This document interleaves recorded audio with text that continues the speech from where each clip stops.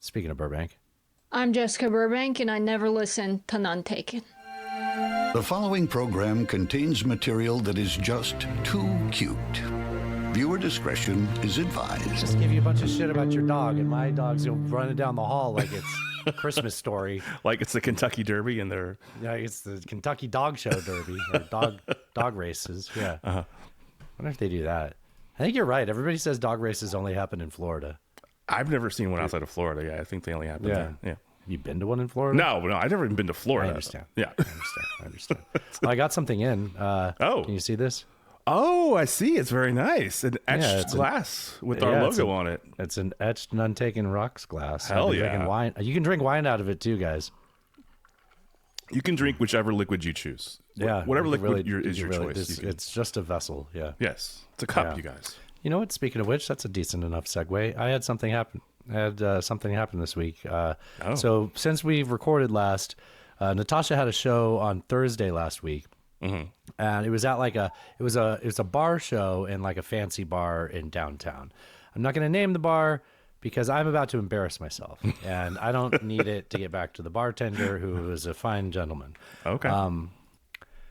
So before we left the house, I had one of those. So at the liquor store, they have these THC drinks that advertise as they have Capri on them, like, from the island Capri. Oh, nice. So pronounce it Capri, not Capri, like like the pants. And you get me with if you put anything Italian on there, I'm like, shit, I kind of want this. So it's like a 10 milligram drink. Oh, that's nothing. A lot of times they're like 100. Yeah. Well, where you guys sell it, right? Yeah, I'm sure. Yeah, but this is at like a liquor store, and it's like a little 4-pack. It just kind of gives you, and it's like CBD, it's also CBD and THC, but it's something that's legal in Tennessee. Cool.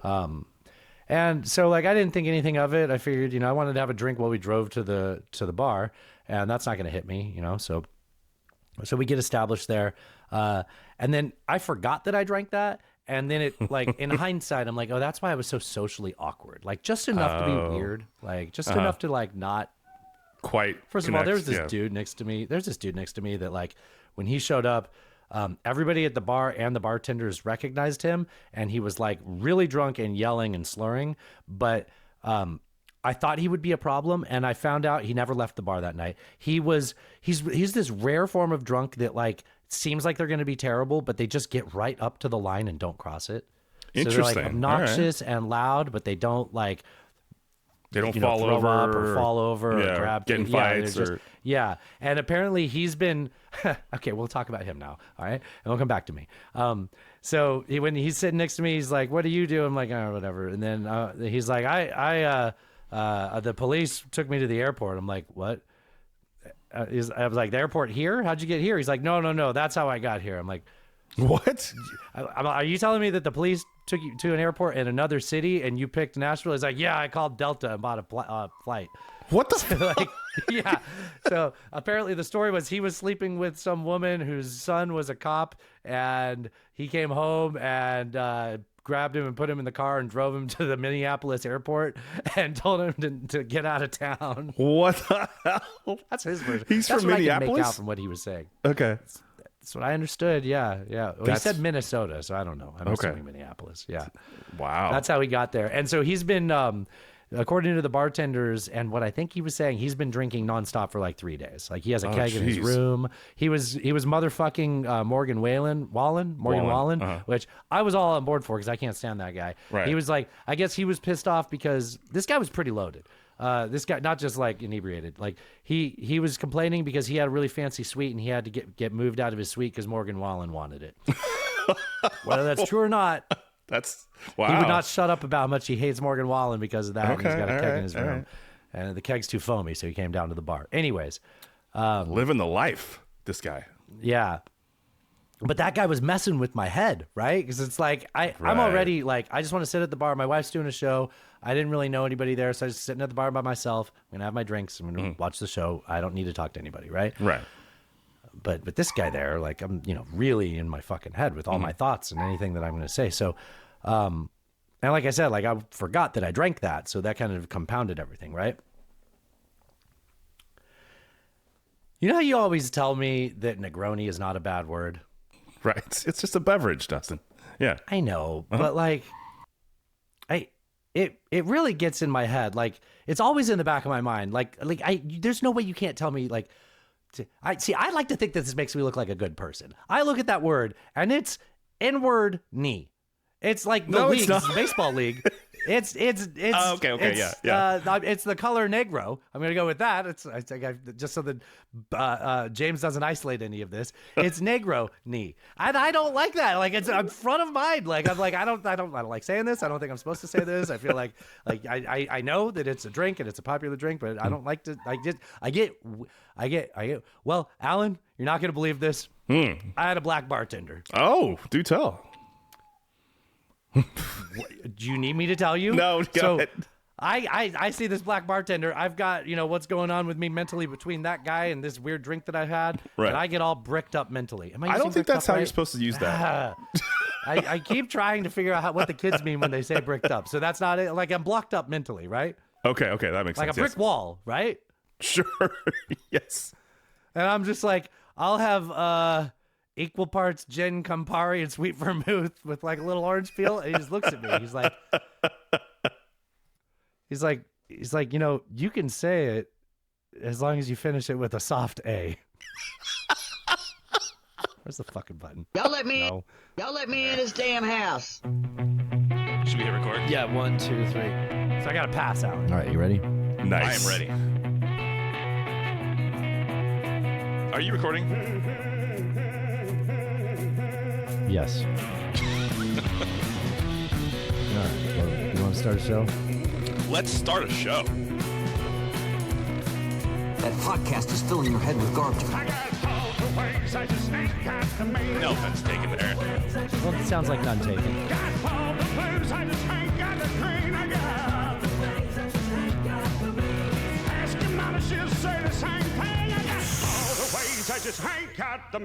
Boom!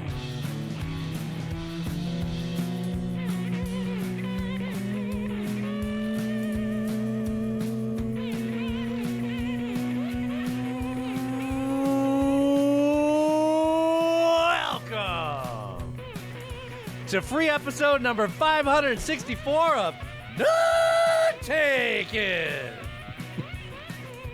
the internet's only debate and current events show with two political nomads from two different worlds. Shout out to Reverend Peyton's Big Damn Band for the use of their song Ways and Means for intro music. Thank y'all for joining us. The time of this recording, it is Tuesday, April 21st, 2026. It's a great day for America. We are two coastal elites here to recap another week of current events and shared way too much of our tragic personal life, as you can tell. We're going to also, we're going to take a sledgehammer to the culture war echo chambers. Coming to you from the shores of the mighty Cumberland in Madison, Tennessee, I'm your host, Cred. Right over there, 2,400 miles directly to my northwest, is my good friend, Alan, the Gator Nature Boy Smith, coming to you from Timbertown, Morton, Washington. Please subscribe right now wherever you're listening to this. What do you mean by subscribe? Alan, what do I mean by subscribe? What you can do is you can go to our website, Alan. What's our website? Nonetaken.horse. They can go to nonetaken.horse, which here, we'll do that for anybody who's watching, which means you're already in the Patreon, so what am I doing? Here. So if you don't know what I'm doing, go to nonetakenpod.horse and click on the very first link there. It's a link to our Patreon. You can join the Patreon there. We have different tiers that you can join at, but I'm going to let you know a secret. We don't care what tier you join at. You get full access to everything. We just want to give different price points. We want people to be able to pay what they can afford, what they think. Maybe you're going to try this out. You don't want to get stuck on some $20 a month subscription to us. Why am I talking you out of that? You can start at the $3 amount. And this what? I'm going to remind you in a couple months on another episode where I say, hey, maybe now's the time to bump it up a little. If you really like what we're doing, you're what keeps this show going. This show exists because people like you are paying for Alan's Squirrel Nut Zippers internet over there, which is like, I don't know how, like, yeah, thank God that we got that, but it costs a lot for Alan's internet. And you're not going to believe this, but our merch store actually costs money just to run, which is annoying as fuck to me. But speaking of which, at nonetakenpod.com, you can join the Patreon, or if you want to do a one-time thing, you go down to the merch tab. So let's check out the merch tab, Alan. Let's. So when we last looked at the merch tab, our newest addition was the Alan's Edging Service long sleeve. We had the mugs. We have the Culture War Veterans can koozies. We got the bumper. It's not a bumper sticker because I don't like putting stickers on cars. I forgot to say that it's a bumper magnet. It's a car magnet. Oh, it's a car magnet that says, okay. please don't honk it. It's polite. Please don't honk. Please don't honk at me. My mom is dead. And we have another one that says, please don't honk at me. My dad is dead. Because my dad's dead and we didn't want to have just, dads in the house. We say cut in this house mugs in black and white. We got cotton towels with the zebra on it. Or, Also could be used as a golf towel. I know you keep saying that, but it does us no good to legitimize it. I don't think now is the time. It's got a zebra dick on it, Alan. Yes, you know what? Put it in your golf bag. Sure. There you go. If that's where you want to hide your cum rags, go ahead. Put it in your golf bag. But Alan, what is this? What is have this? we here, Charlie? What is this? This is a trucker hat. The full zebra trucker hats. Yes. Hell yeah. So available in just a traditional 5 flavors. We've got black and white with a little zebra on it. We've got blue, white with a blue and white zebra logo. Oh, nice. My only concern is the printable area is kind of small. So I feel like the zebra is a little bit small on it. That's probably a good thing. It's probably... yeah, it makes people more curious. They're going to be like looking more deeply, Yeah. Well, I have the red, white, and blue one in for the 4th of July, and hopefully it arrives in time for us to. I'm going to wear it when we go to the Kentucky Derby. Oh hell yeah! Because it's horse. We are a horse themed podcast. It also comes in pink, Alan. Very nice. For the ladies. For the ladies. Let's go, girls. Let's go, girls. So, head on over to nonetaken.horse for all that. Oh, and you can get an etched rocks glass. And a printed rocks glass. We have Everything's Computers, the T-shirt. We have hoodies in assorted colors. The Subway guy. Wait, is it nonetakenpod.horse or nonetaken.horse? Just nonetaken.horse. Okay. Nonetaken.horse. What else can they do at nonetaken.horse, Alan? Everything you need, all your Nontaken needs can be handled at nonetaken.horse. You can get all our socials there, all the RSS feeds, the merch store like we just detailed. Obviously, the most important thing, sign up for the Patreon. That's what keeps the show going. Also, don't forget at the bottom, there's some logos. Dustin can scroll down. Don't forget to support the people that support us. SlickestDigital.com for all your SEO and marketing needs. SlickestDigital.com and JeffHancockPhotography.com for all your photographic needs. JeffHancockPhotography.com. Join his Substack. He's got some fun stuff going on. Hell yeah. He's also got a news thing he's trying out on Instagram. I saw that on Instagram. Yeah, big fan of that. So head over to nontaken.horse. There's a lot to do there. Okay, enough talking about us, Alan. No, we're going to talk more about us actually. Oh shit! What have you been up to? Dude, it was a beautiful weekend here. I don't think I mentioned this, but like last Wednesday before we did the headline show, it was like snowing and hailing here. It was. You know what? You said that in the group chat with Tim, and I was like busy, and I didn't catch up to that. Really? Yeah, it was coming. But you said it wasn't sticking, but because the ground was still warm. Right, but it was coming down weather. hard. Yeah, it was bad weather. Like there was Frank a layer. Sinatra sing "Stormy Weather." The flies and the spiders get along together. Right. There was like a layer of hail for a while, actually. Whoa. Yeah, but the snow wasn't sticking. Are the cars okay? Yeah, it wasn't. They were like jawbreaker size hails. Yeah. Oh, jawbreakers. Nice. Yeah. Anyway, so that was Wednesday. On Saturday, it was like 70 and sunny. It was beautiful. Whoa. It was gorgeous. We had a cold snap this weekend, too. It was down to like 40 or something. Then right back. It's going to be like 90 on Friday, they say. But it's also going to rain. I hope we have good weather for the horsies. Me too. I'm hoping it's not like 120 degrees. Anyways, my sister and her boyfriend came over for the weekend. We had a great time. My dad comes back from Costco and he's like, so I got this. They had these chuck steaks. They look really marbled, so I picked them up and I was like, okay, chuck roast. Yeah, that's like not a big fan of a chuck roast, but he's noticing that they're marbled. Okay. Yeah. So I'm like, who am I to question Papa Take? I guess I'll throw it in the crock pot or something. Like it'll be fine. And that's perfect for a crock pot. Right. Then I go look at it, dude. It was short ribs. It was chuck short ribs. Oh, that's not a whole different thing. Whoa. Wait, so these beef short ribs? Yeah, beef short ribs. Oh, it's my favorite. It's one of my favorite short things. Ribs beef? Yeah, I think they almost all are. Okay. I always get confused by that. So that's like one of my favorite things to order at a fancy restaurant is braised short ribs, but I never made it myself. And so I did on Saturday. It was actually not that hard. It takes like 3 hours, but it's not that hard to do. Dude, it was the most ridiculously good thing I've ever made, I think. Oh, really? It was. Did you put a rub on it or did you marinate it? No. How do you do? You do it almost like almost like what's that Italian bolognese? Almost like a bolognese. So it's like carrots and onion base, and then red wine, and then you let it braise in that. Oh, you do this in a pan. Yeah, this is in like a Le Creuset, like a Dutch oven. Right, that's what a Dutch oven. Huh? Yeah. Dude, it was so good. Some mashed potatoes, some broccoli on the side. It was fucking fantastic. I can't wait to do it again. Yum. Yeah, That's great, man. It was great. That's awesome. So like I mentioned, Tosh had that bar show. That was a good time. Yeah. I ended up seated next to. Well, I got away from that drunk guy. I ended up sitting next to this guy who it was like we were at like the husband's table. So it was another performer's man, and he played sax. And I was like, cool, let's start talking about saxophones. And I mentioned our podcast. I gave him a sticker, and he's like, I actually do a podcast called Super Friends. It's a podcast about soup. And I was like, oh, that's fun. And I bet like you guys get into some like personal life stuff. He's like, absolutely not. My co-host keeps trying to like get off into these tangents and like little like personal interest stories, you know, little anecdotes. And I was like, listen here, if I subscribe to a podcast about soup, it better be about fucking soup.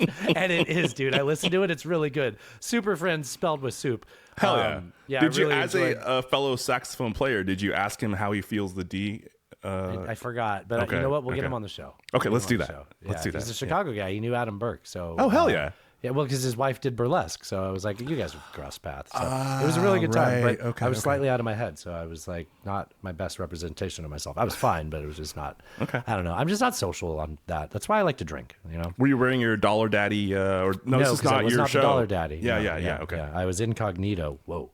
Ooh, I can say that. See, the problem there is Ludacris made me feel uncomfortable saying that word because of the album with a similar name.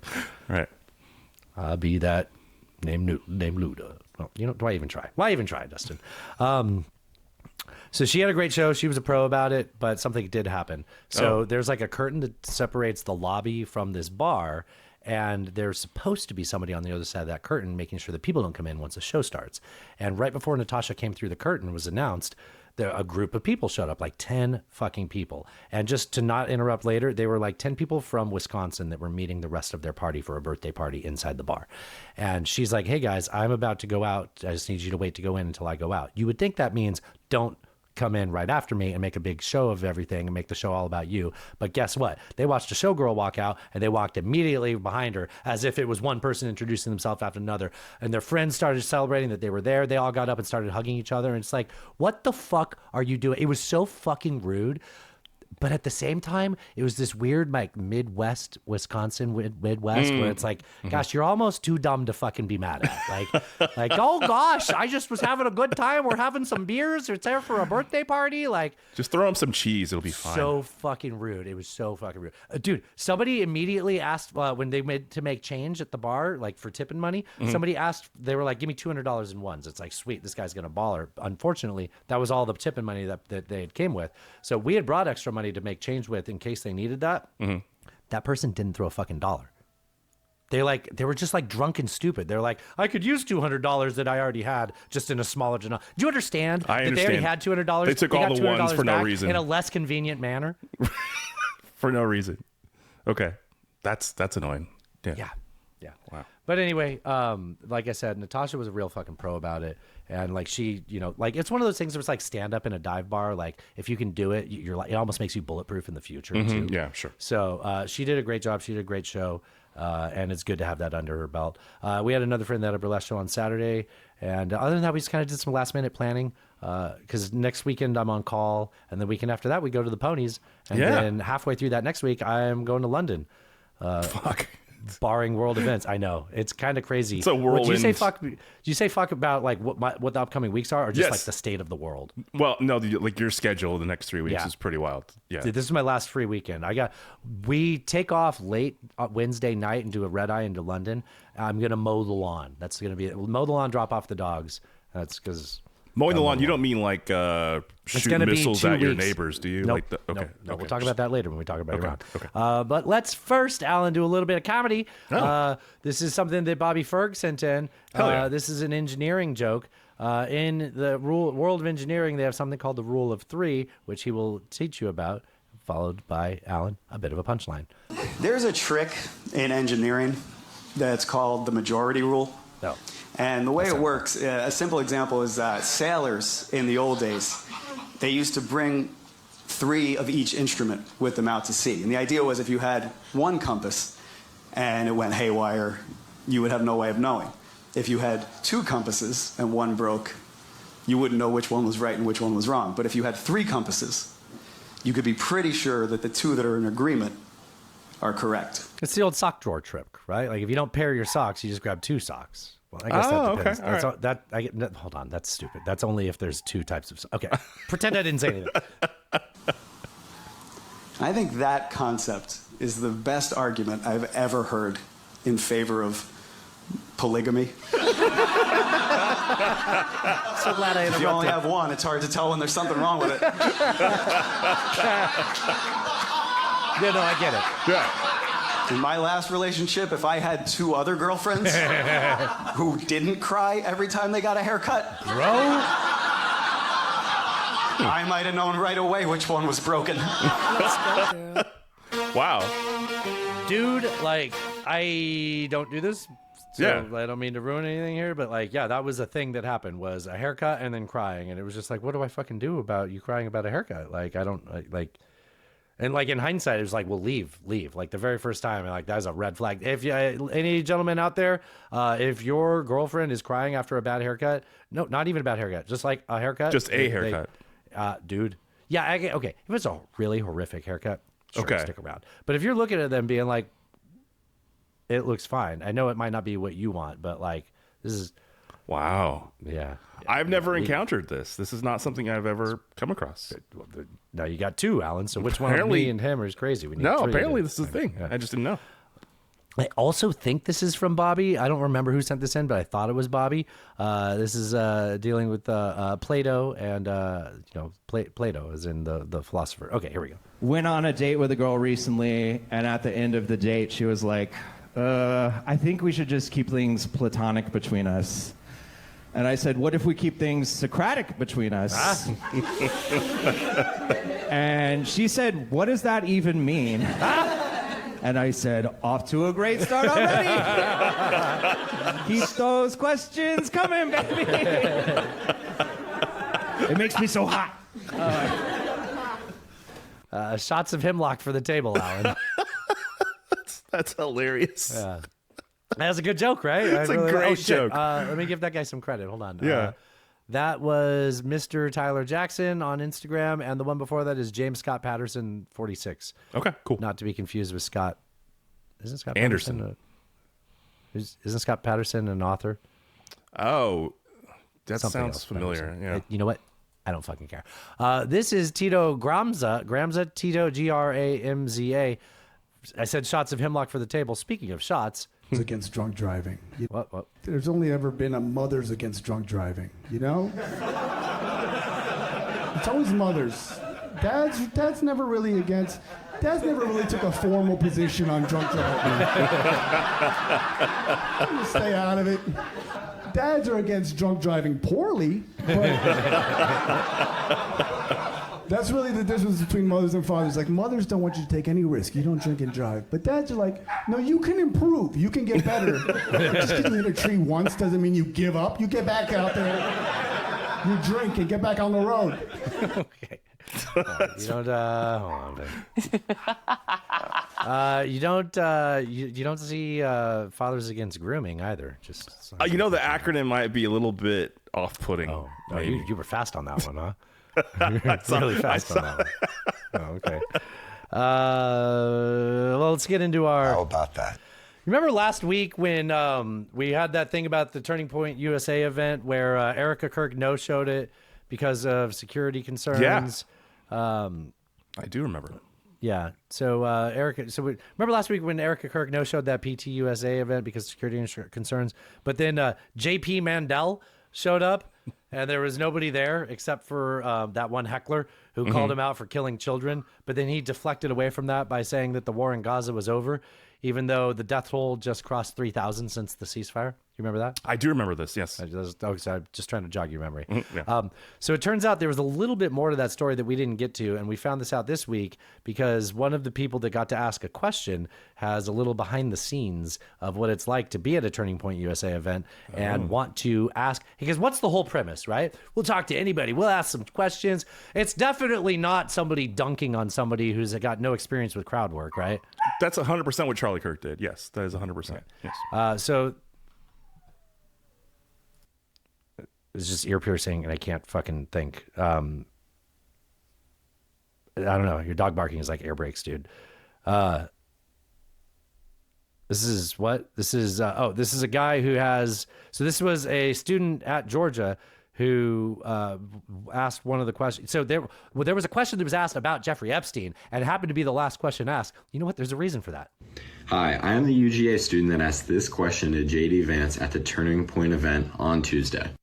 If there are compromised government officials in those files, how can the public trust that this administration will hold anyone accountable when its own Justice Department is actively blocking the investigation? I sat at the front of the event and was prepared to ask a question on whether there should be a formal investigation.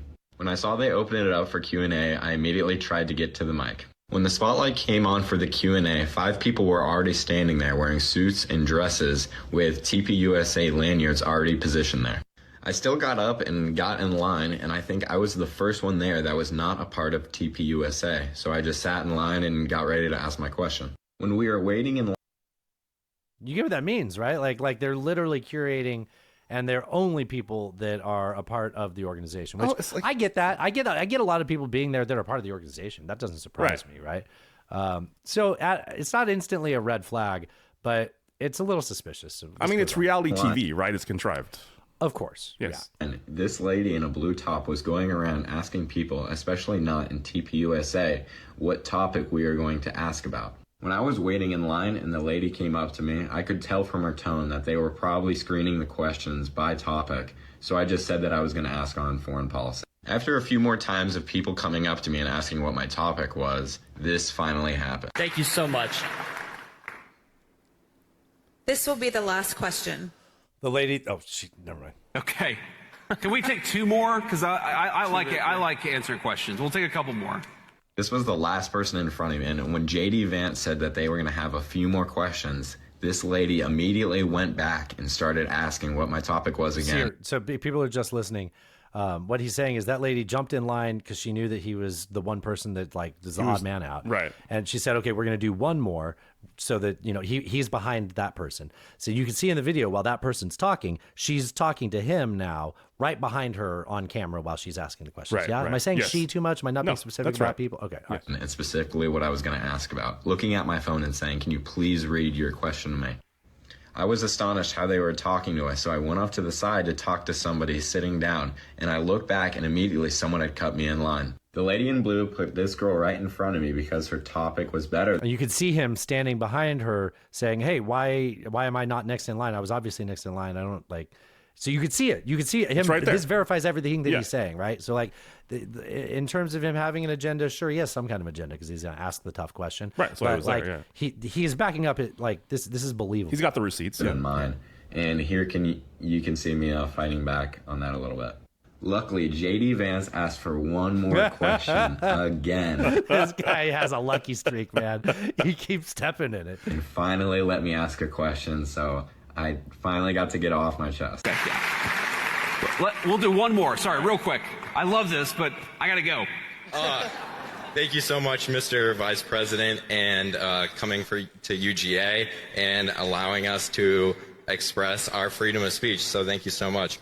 This is my first time at a TPUSA event and a political event, but I just wanted to show that this was my experience, and they might preach for freedom of speech and non-censorship, but this was just my experience and how they managed the event. Thank you. Well, I hear the question. So he was the one that asked questions about the Epstein. Okay. I wish he had included the part where he asked the question in this video. Yeah. The Georgia student who asked JD Vance about Epstein describes how hard they try to screen his questions. But, I don't, I'm willing to believe that he's a plant because supposedly he's a University of Georgia student, but he's not wearing a golf polo. I know that you'll chuckle at that, but Tennessee and Georgia and Florida people will definitely get that. Like just Georgia is a fucking golf university. Everybody there is like just golf boys. Like it's just golf boys. Like and like they love their football and they wear their golf boys clothes, khakis to the football game. To the football game. Yes, yeah.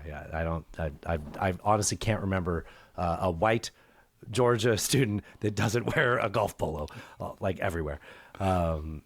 Yeah, it's their uniform. Well, it's a great shirt. I can get rowdy in it, and people treat me with respect. It's a polo shirt. That's not even an accent. We can protest the Florida recount, you know? Yeah. Mm-hmm. No, it's better suits than that. This is Joe Rogan when he was... Oh, sorry. This is our How About That segment. This is Joe Rogan. So Trump had an executive order that he signed at the White House that I'm honestly for. I do kind of hate the process that it happened. Apparently, Joe even says in his announcement that Trump ended up signing it because, like, he messaged the president about it and Trump texted him back, which is pretty fucking cool process. Not at all an oligarchy.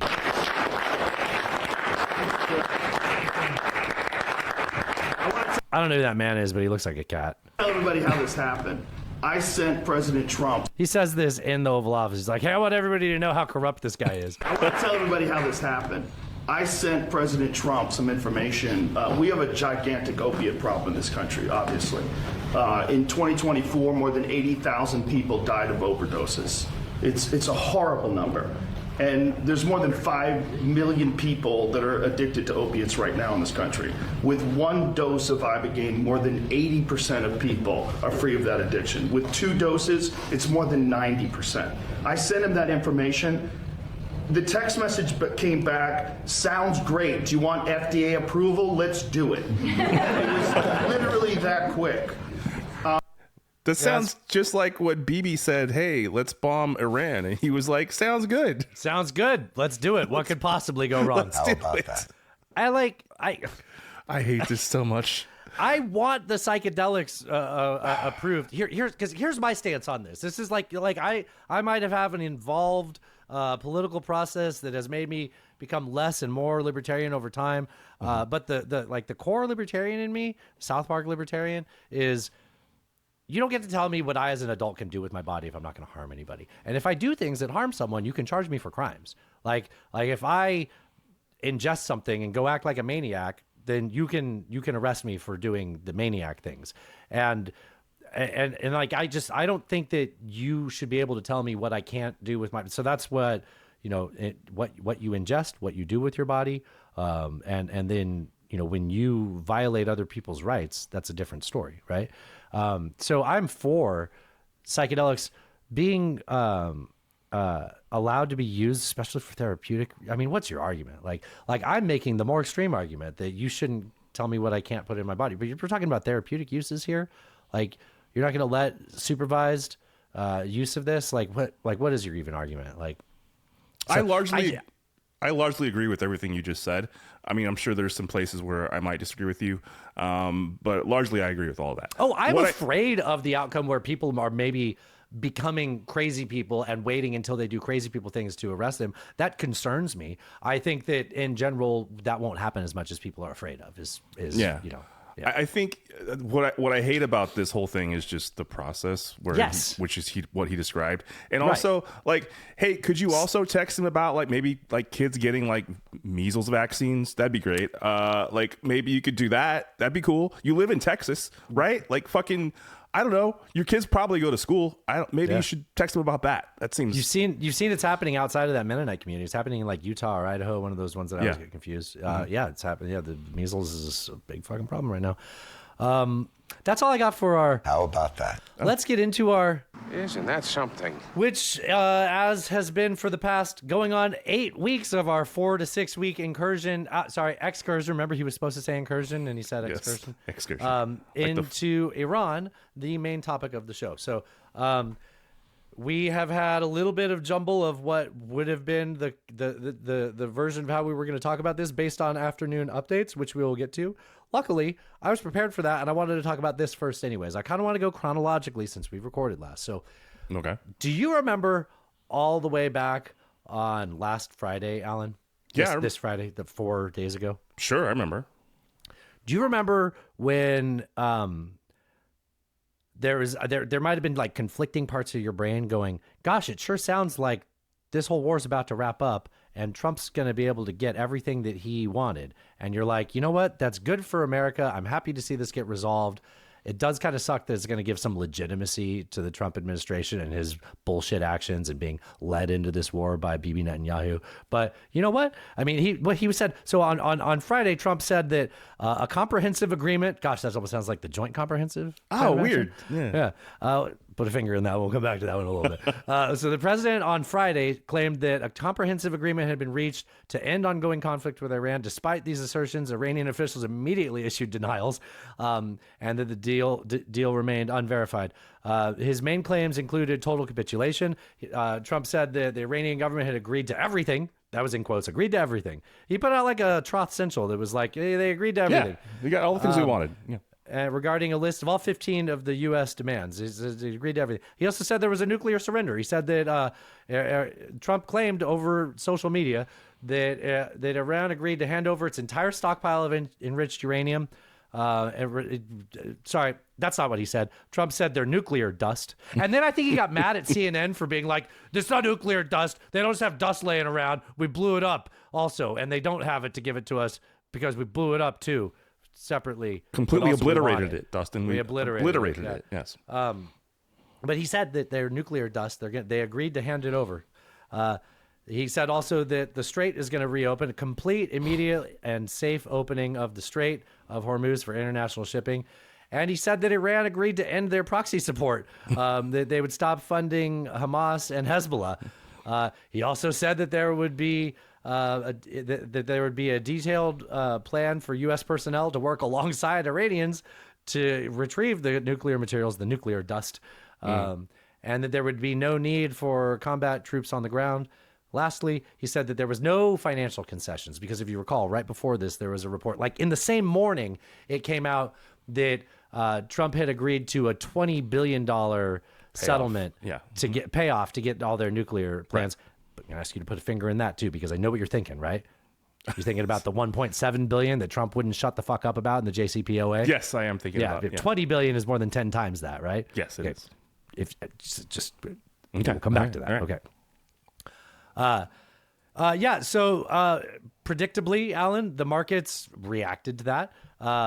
Oil dropped to like $80. The markets rallied. It seemed like there was going to be... Isn't it weird that happened on a Friday? The only thing he fucked up on was not doing it at the end of day Friday, right? Like he did that Friday morning. And then, I don't know, when all of that went on, I was like, you know what? This president is being a maniac. He's tweeting like a maniac.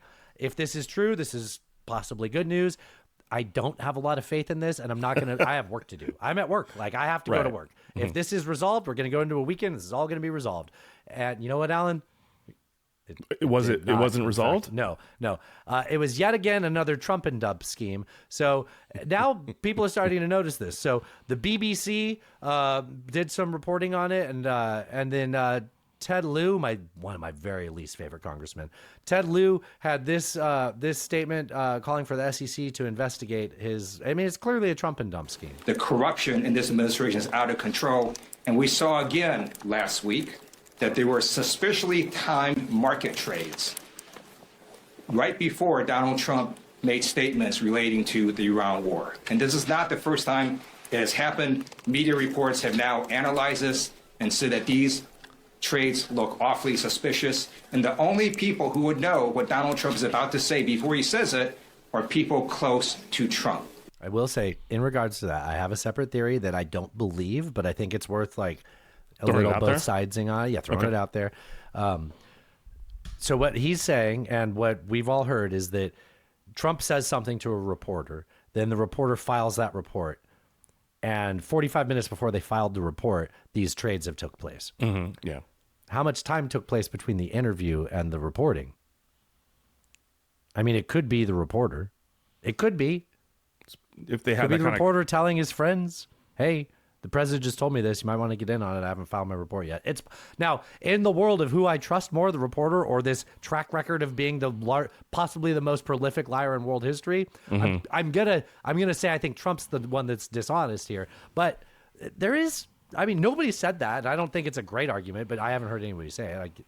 I mean, so the reporter would have to have access to the Capitol to make that bet, or access he would have to somebody, know somebody. Yes. who had access to that Capitol. Yes. It's, and that's the interesting point because these are large volume trades, right? Right. Yeah. Yeah, like $100 million. Yeah, these are is massive. more likely Trump's fucking cronies, right? Right. Okay. Yeah. So these are country club dudes, not reporter dudes. Yeah. Oh yeah, locker room talk, Alan. Yeah. So Ted Lieu says he goes on to say that he's asking the SEC to look into it, and he assures the people that have been taking advantage of this that a future administration will prosecute them, which I think is true. Whether or not it's successful, I don't know, because he's going to pardon them. He's going to pardon them, but if there's any kind of state crimes they violated, that's not going to be necessarily true. And these like blanket pardons that are presumed by people that are around him, I wouldn't have any faith in that if I were them, right? Right. So it's probably like Nutlick's kids or something, right? Like it's probably like, yes. It's yes. Yeah. Yeah. Okay.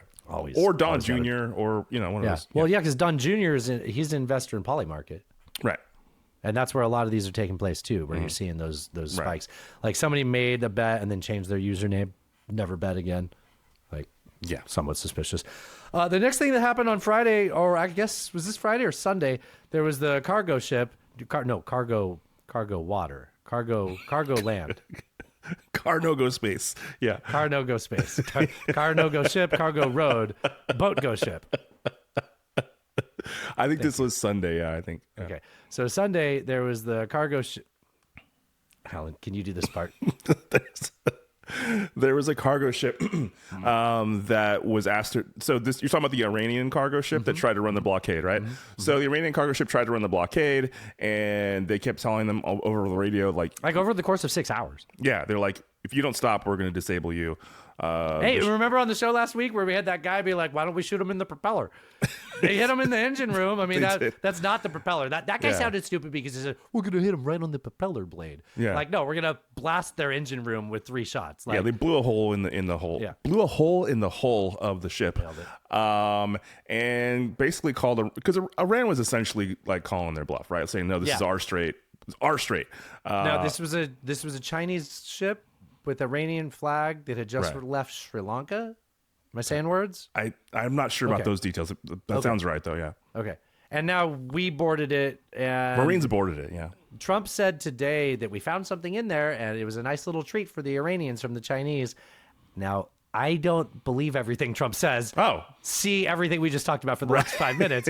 But it will be interesting to see what comes out if they do say that they found something of interest on there. I don't believe if he found anything of interest, he wouldn't just say it. Like, he's not that kind of guy. Yeah, I know, right? Yeah, he would have been like, I fucking knew it. I'll fucking tell everybody now. Right. Like, he wouldn't hold on to that, right? That's a great point.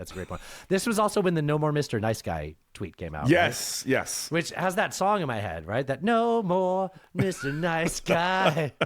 No more. Because he was being so nice before. No more Mr. Nice Guy threatening to blow up your cities and then deciding not to. But threatening to eliminate a civilization. That's what it was. Yeah. Which takes us to, Matt, hey, Matt, if we fucking speedwalk this, I have no problem doing a short show. But all right, so which takes us to negotiations, which 2 weeks ago was when we were dealing with Trump was tweeting out about ending a civilization and just like it felt like me and you felt like the closest we've in our lifetimes experienced what it must have been like to go through like the Cuban Missile Crisis, right? Yes. And I mean, it was nerve wracking. Like I was constantly hitting refresh on things because it was also right before we were going to, we knew the deadline was going to fall right before we recorded. Right. And then right before that, Trump said, okay, it'll be 2 weeks. And then here we are now is 2 weeks.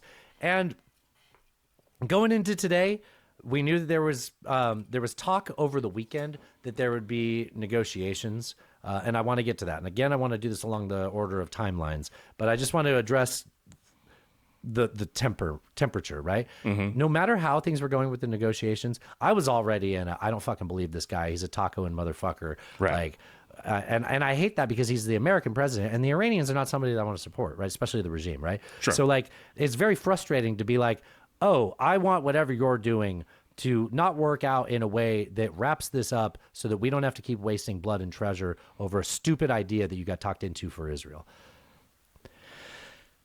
So look, and then like given his track record, I really wasn't worried that today Trump was going to be like, and now we're going to start nuking Iran, right? It was like, no, obviously because he's shown his cards that he doesn't want to do that, right? And Iran knows that he doesn't want to do that. So I'm getting a little ahead of myself. So here's a lesson that Trump hasn't yet learned, and I don't think he'll ever learn. And even if he does, he doesn't have a lot of lifespan left in front of him to implement learning this. Having overwhelming military superiority, paradoxically, does not translate to negotiating strategy and success. No, not at all, actually. This is an example of that, right? So as of Monday morning, J.D. Vance and Jared Kushner had not yet left for Pakistan, where negotiations were supposed to happen in Islamabad, right? Iran never said that there was going to be talks. No, in fact, they said they weren't going to be. Yeah. And at first, there was sort of this whole back and forth. Things weren't really clear, right? Like, as of Monday morning, it felt more clear that there were not going to be any talks. But at the same time, there's this thing going on where Iran needs to play hardball. Even their soft liners, that's not the phrase, even the people that are more soft, more American friendly, they need to play tough with us because the hardliners exist, right?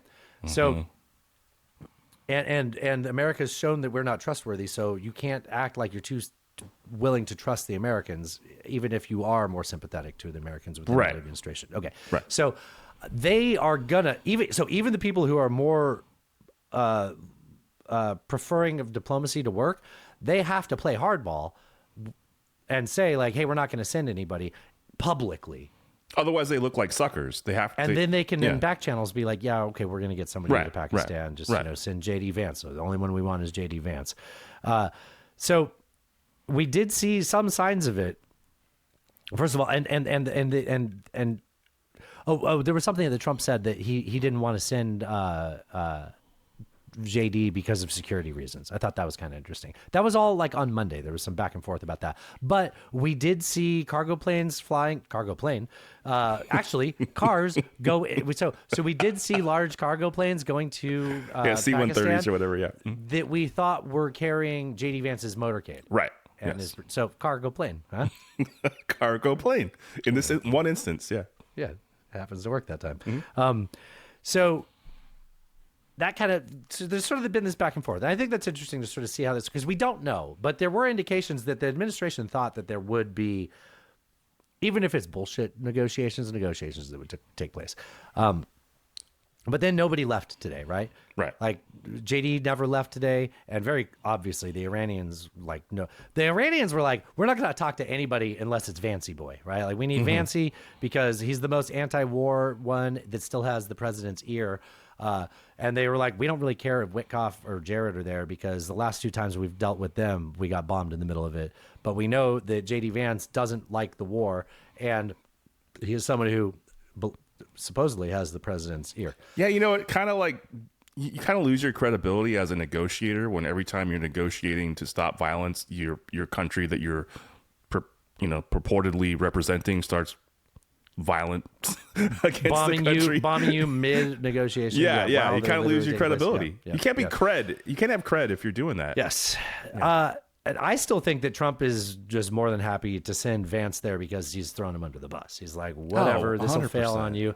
I think that he wants Vance and Rubio to fight it out and knock each other out so that he can appoint his real successor. That's still my crackpot theory. It's so bizarre because your Secretary of State should be your highest negotiator in this any sort of these type of negotiations. It's a joke to think that you're vice president. Like when Biden appointed Kamala Harris as his border czar, we're all collectively like, why? Like, why would you count on your vice president to do that? Like, this is an important thing. You don't put your vice president on that. They break ties, and they're there in case you die. Like, they don't have real jobs. You don't make them in charge of the border. They're the vice president. They push your message, if anything, You certainly don't make them in charge of negotiating a peace deal between a war that you started with Iran. Like it's not serious, right? Right. It's almost it would be a slap in the face if you're the Iranians. Like you're sending this fucking guy. But the Iranians wanted him. But they do want asked him. For him. They asked for him because they know that he's against the war.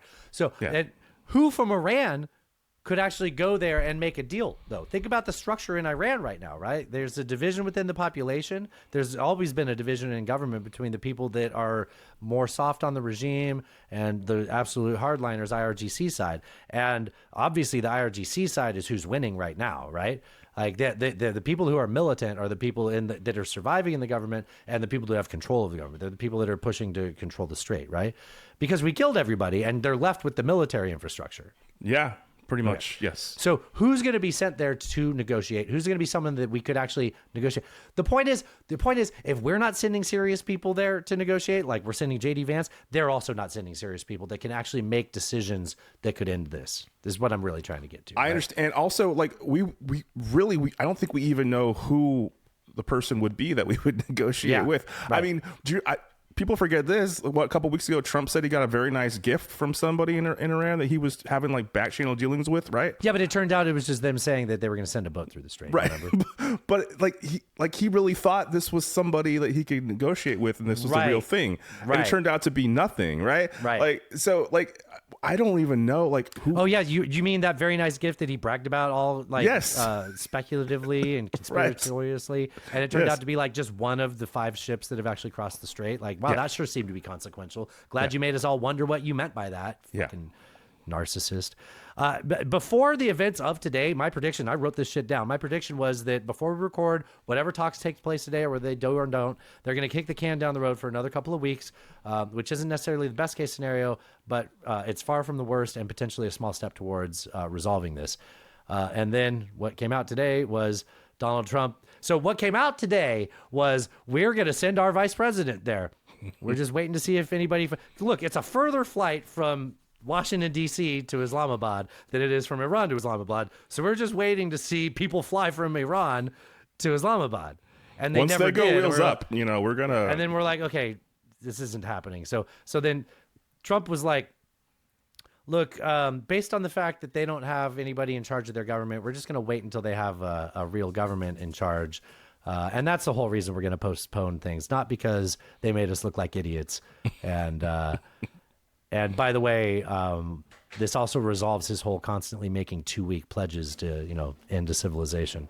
So I was right that he didn't want to get violent. Nope. He didn't want to. The problem is, like, the IRGC is they're in control, not the political leadership in Iran, right? Right. Like the political leadership was in charge during the JCPOA, and that took 20 months to negotiate. Like the JCPOA talks, both sides had a clear understanding about what was expected of them. Yeah.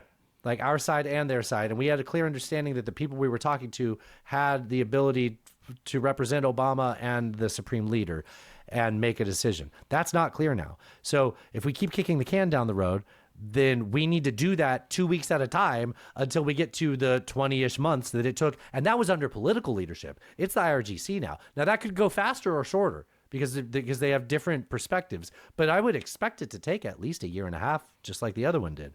So I'm glad to see we're not saying 2 weeks anymore at a time. I don't have any faith in this administration putting up with a 20-month negotiation process like the Obamas did. Yeah, the Obamas. Nor do I. Although, I mean, trying to think about what the incentives that the IRGC has to actually negotiate and end this thing, I don't see a lot of them on their end. Like, and why would they? They've just been, all that's been proven to them is that they have control of that strait and they can use it as a weapon. And they can extract more from us now. That's what they've learned. Right. And if before they were sort of the behind the scenes... pressuring the political group to stay within what they want. And now it's just what they want. Now they have more cockiness, more arrogance, right? And they feel like they've withstood this far into the battle. Yeah, they have to feel like they're almost invincible. They were having a celebration in Tehran today. Were they? I didn't see that. They moved ballistic missile launchers on a platform down and had a big waving the flags around shit. Wow. Yeah. It looked really dumb. It's like, that's a target. Like, you should definitely strike those ballistic missile launchers. Yeah.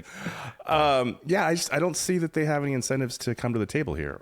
You know, like well, why? and if they do, we're just going to get something that looks suspiciously like the JCPOA. Right. Because that's what there is to negotiate at this point. Right. Of course, minus the fact that during the JCPOA, they negotiated to like 3%. And once we started killing their generals and tearing up the JCPOA, they went up to 60%, which is why we're here, which is entirely Trump's fault. But you know what was missing from the JCPOA, Alan? What? There was something that wasn't in the JCPOA that would be potentially in Trump's scenario. Oh. 168 dead schoolgirls. That is a huge difference between the JCPOA and whatever Trump's settlement is going to be. That is a very large That is difference. what's different. Yeah. Spot what's different there. Yeah. I labeled a section of my notes, hope and other strategies. You want to get into that? Sure. That's what we're left with in this, dude. Like, right? Like, is there anything that seems like long-term and thought out? No, of course We're not. winging this This is shit, the right? Trump- We're winging yeah. this from tweet to tweet. So I have a list of 3 different options to be considered. Okay. And, so a general blockade, right? So this is targeted interdiction on oil. Basically what we're doing right now, where we have a blockade of the blockade. That's one angle, right? So we Right. just continue with that. We talked about this before last week, that Iran's strategy is to try to cripple the world economy.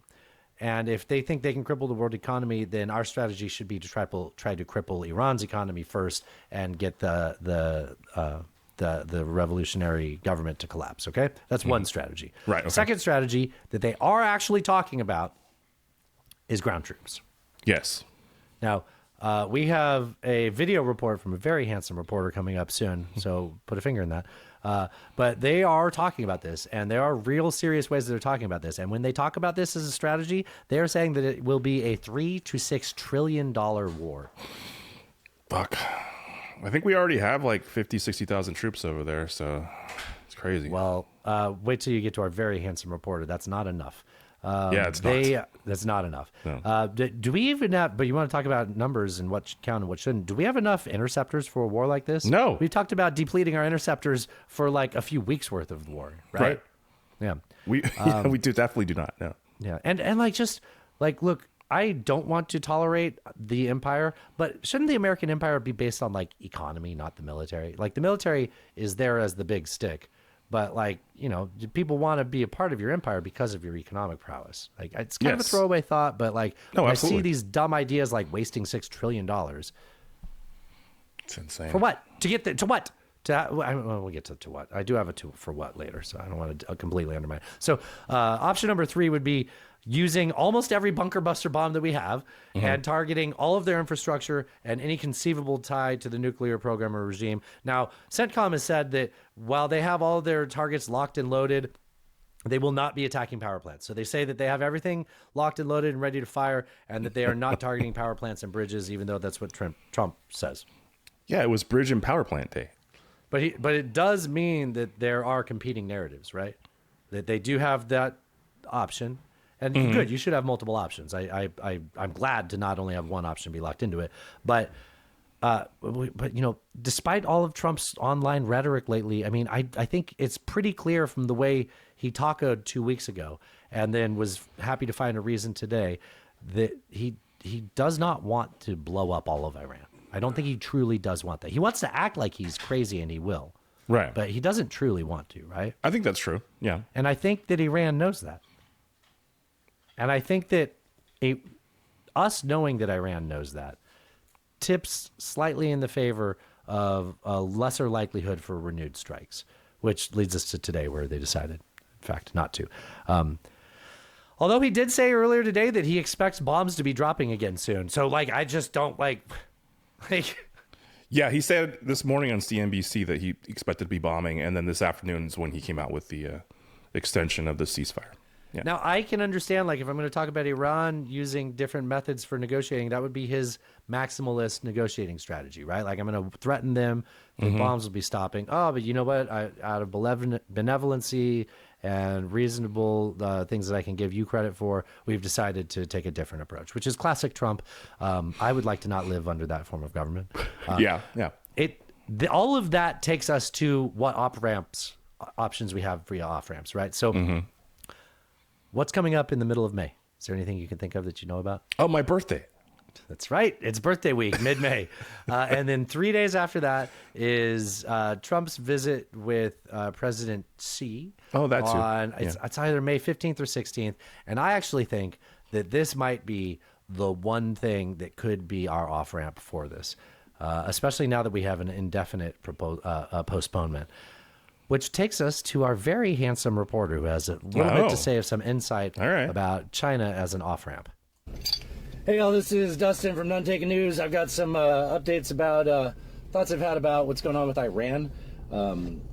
So for starters, there's been some talk about a ground invasion, which would, I think early estimates, they said it would take like 100,000 troops. And now more serious people are saying it would take more like 500,000 troops, which means reshuffling people out of Southeast Asia, which is not a good plan based on our current national security strategy that this White House made before they did this war, which leaves us with a draft, and we all know how Donald Trump feels about the draft. Okay, I haven't watched myself yet. I feel like I'm doing a Peter Zion impression. You need more wind blowing in your hair. Yeah, and a ponytail. Which leaves us with a draft, and we all know how Donald Trump feels about the draft. So That's a good joke. Starting to think about other ways that this could actually end. Realistically, I think one of the best options for us is the fact that Trump has a meeting with President Xi in Beijing on May 15th, I believe. That actually might be our off-ramp. The U.S. can try to pressure Beijing into accepting that Iran is, in fact, one of their satellites, and we have allies in that region, while we still do, who can ensure that they can get their oil out of Beijing in exchange for guarantees that the strait would be held open. If you start to think about this too long, you start to think about the fact that we are now in a world where the White House is confirming to China that their satellite country is Iran, and I guess we get Venezuela. It's the hemispheres that they talked about in the national security strategy, except the statement of the national security strategy was we're going to pivot to China eventually, and here we are yet again in the Middle East. Until next time, this has been None Taken News. One thing that I did neglect to get to while I was describing China as hold on. Did you notice my pipe wrench that I was using as a microphone has pipe dope on it because I fucking use it? Just wanted to flex a little bit there. Nice. Okay, so one thing that I did forget to mention when I was talking about, so when I was saying China could be used as leverage in exchange, right? It was a huge part of my thought process that I just didn't get into the video. Is that what I meant by that is China can say, hey, you are one of our satellite nations. We're going to put pressure on you to get all your nuclear material and facilities out of Iran, and we can give it to a third party. The Germans. I don't know if that's a good idea, but the Pakistanis. North Korea. Yeah, just give it to North Korea. Who fucking cares, right? But that was what I actually intended to say about that, is that China can pressure them to get their nuclear material out of there. And like, look, I know it sounds kind of crazy to talk about that way, but like, if Trump did this, you would imagine him getting criticized for it, right? Yeah, I suppose. Sure.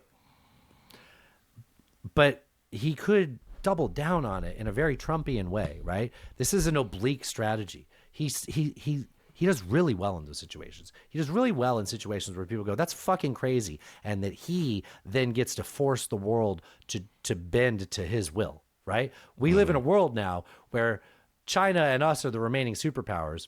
And we are going to contain a more secular Iran that's controlled by the two superpowers. And if you can pull this off, everybody has to live in the world that you just created. And who cares if it contradicts your entire China policy in the past, right? That's what you're saying now. That's very Trumpian. You could win the Nobel Peace Prize for ending the war that you started. I'm glad that you said that. If he resolves this war in Lebanon, is he going to add those two to his list of wars that he stopped? I'm sure he is, yeah. I bet he already has. I just haven't heard him saying it. Yeah. Okay, here's some drawbacks to that. What about this administration makes you think that they can pull this off or think past like a 36-hour timeline? Oh, nothing. Yeah, I see you. Yeah, okay. Your body language is like, no, what even question is that? At the end of the day, what's funny about that as a concept is Trump is either forced to capitulate to Iran's demands or China's demands based off of everything that I can conceive, or go to a ground war that costs us $6 trillion and uses. I mean, did you hear what I fucking said? You know what's been lost in all of this is a fucking draft, Alan. Like, if they're going to do a ground invasion and it takes 500,000 people, that's going to take a draft. Well, I'm sure Palantir will be very happy to hear that, but I won't be.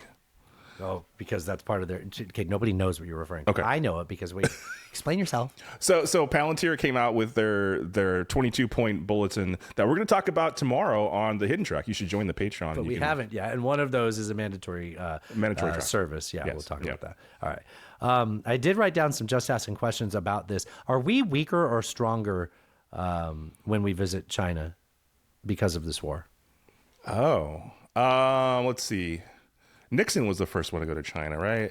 So Don't you think that going to China and forcing China to have this position is a little bit like Nixon going to China? Like we're going to bring you into the fold economically, right? And so we're going to bring you into the fold as a powerhouse. Look, like we're going to still leverage what allies we have there, and China is going to rebuild this country no matter what. We'll get them involved in the peace process and get skin in the game. And I mean, this is appealing to Xi.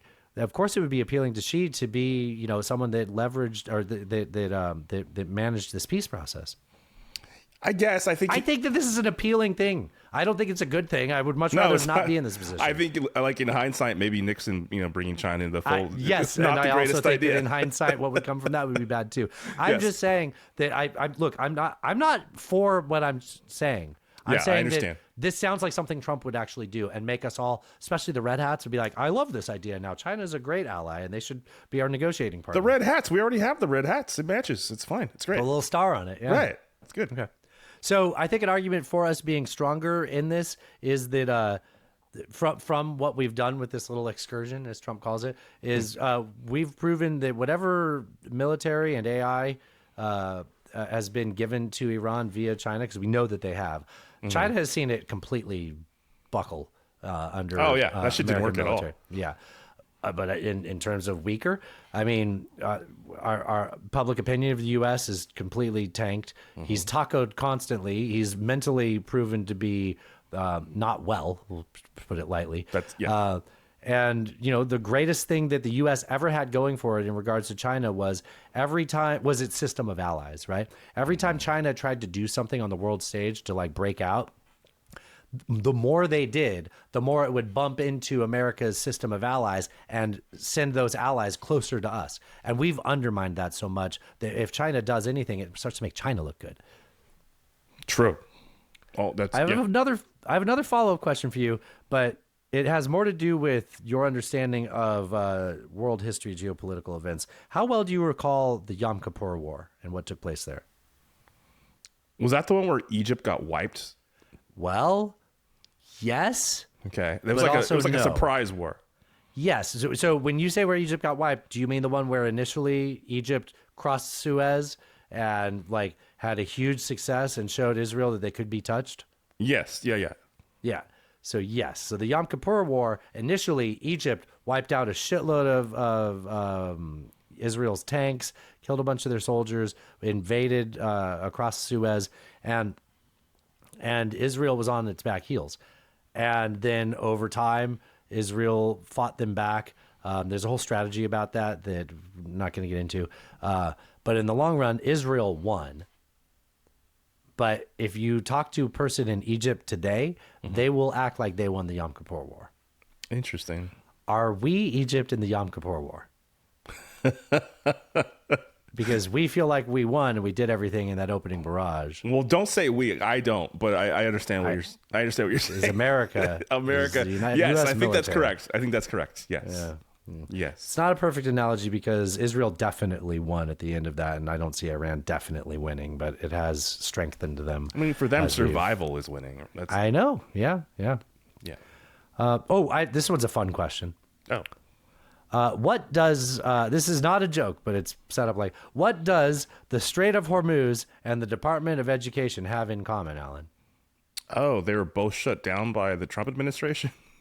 It's unclear how shut down they are. Okay. Yes. Yeah.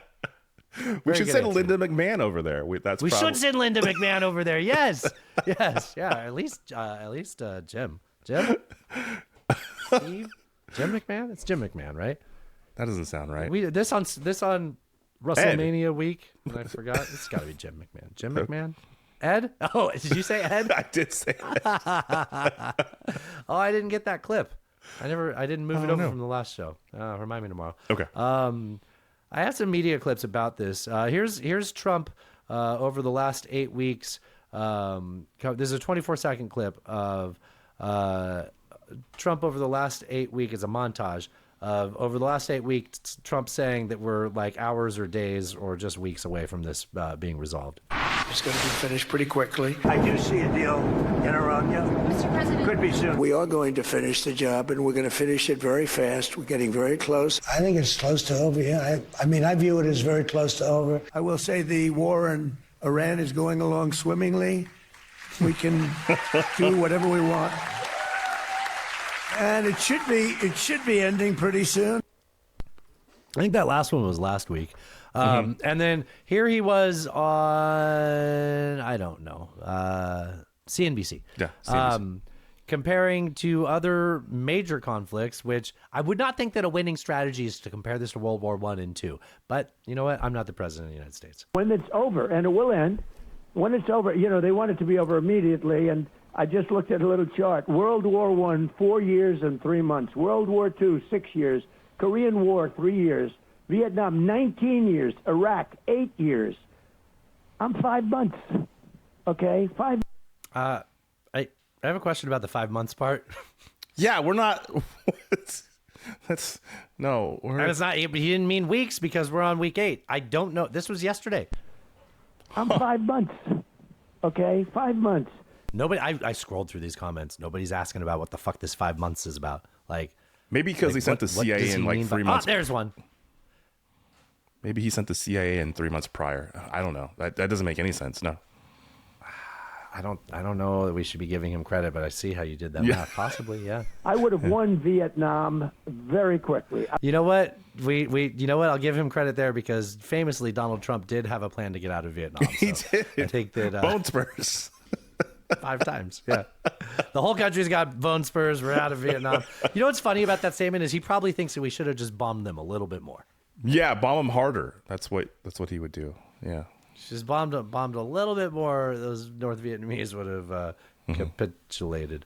There's this guy Trey Yingst. He's like the Fox News guy that keeps having the president's ear. I'm not going to play this clip. It would have been more interesting if there was still negotiations going on. But he said that he was the guy that Trump told that he's going to blow up the entire country over the last week. Yeah, right? Yeah. Just again threatening to blow up the whole country.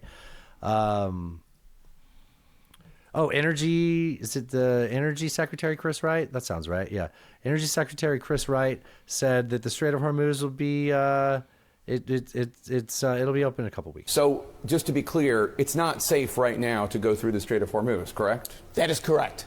Okay. The president said, well, let me just follow up on that. When will it be?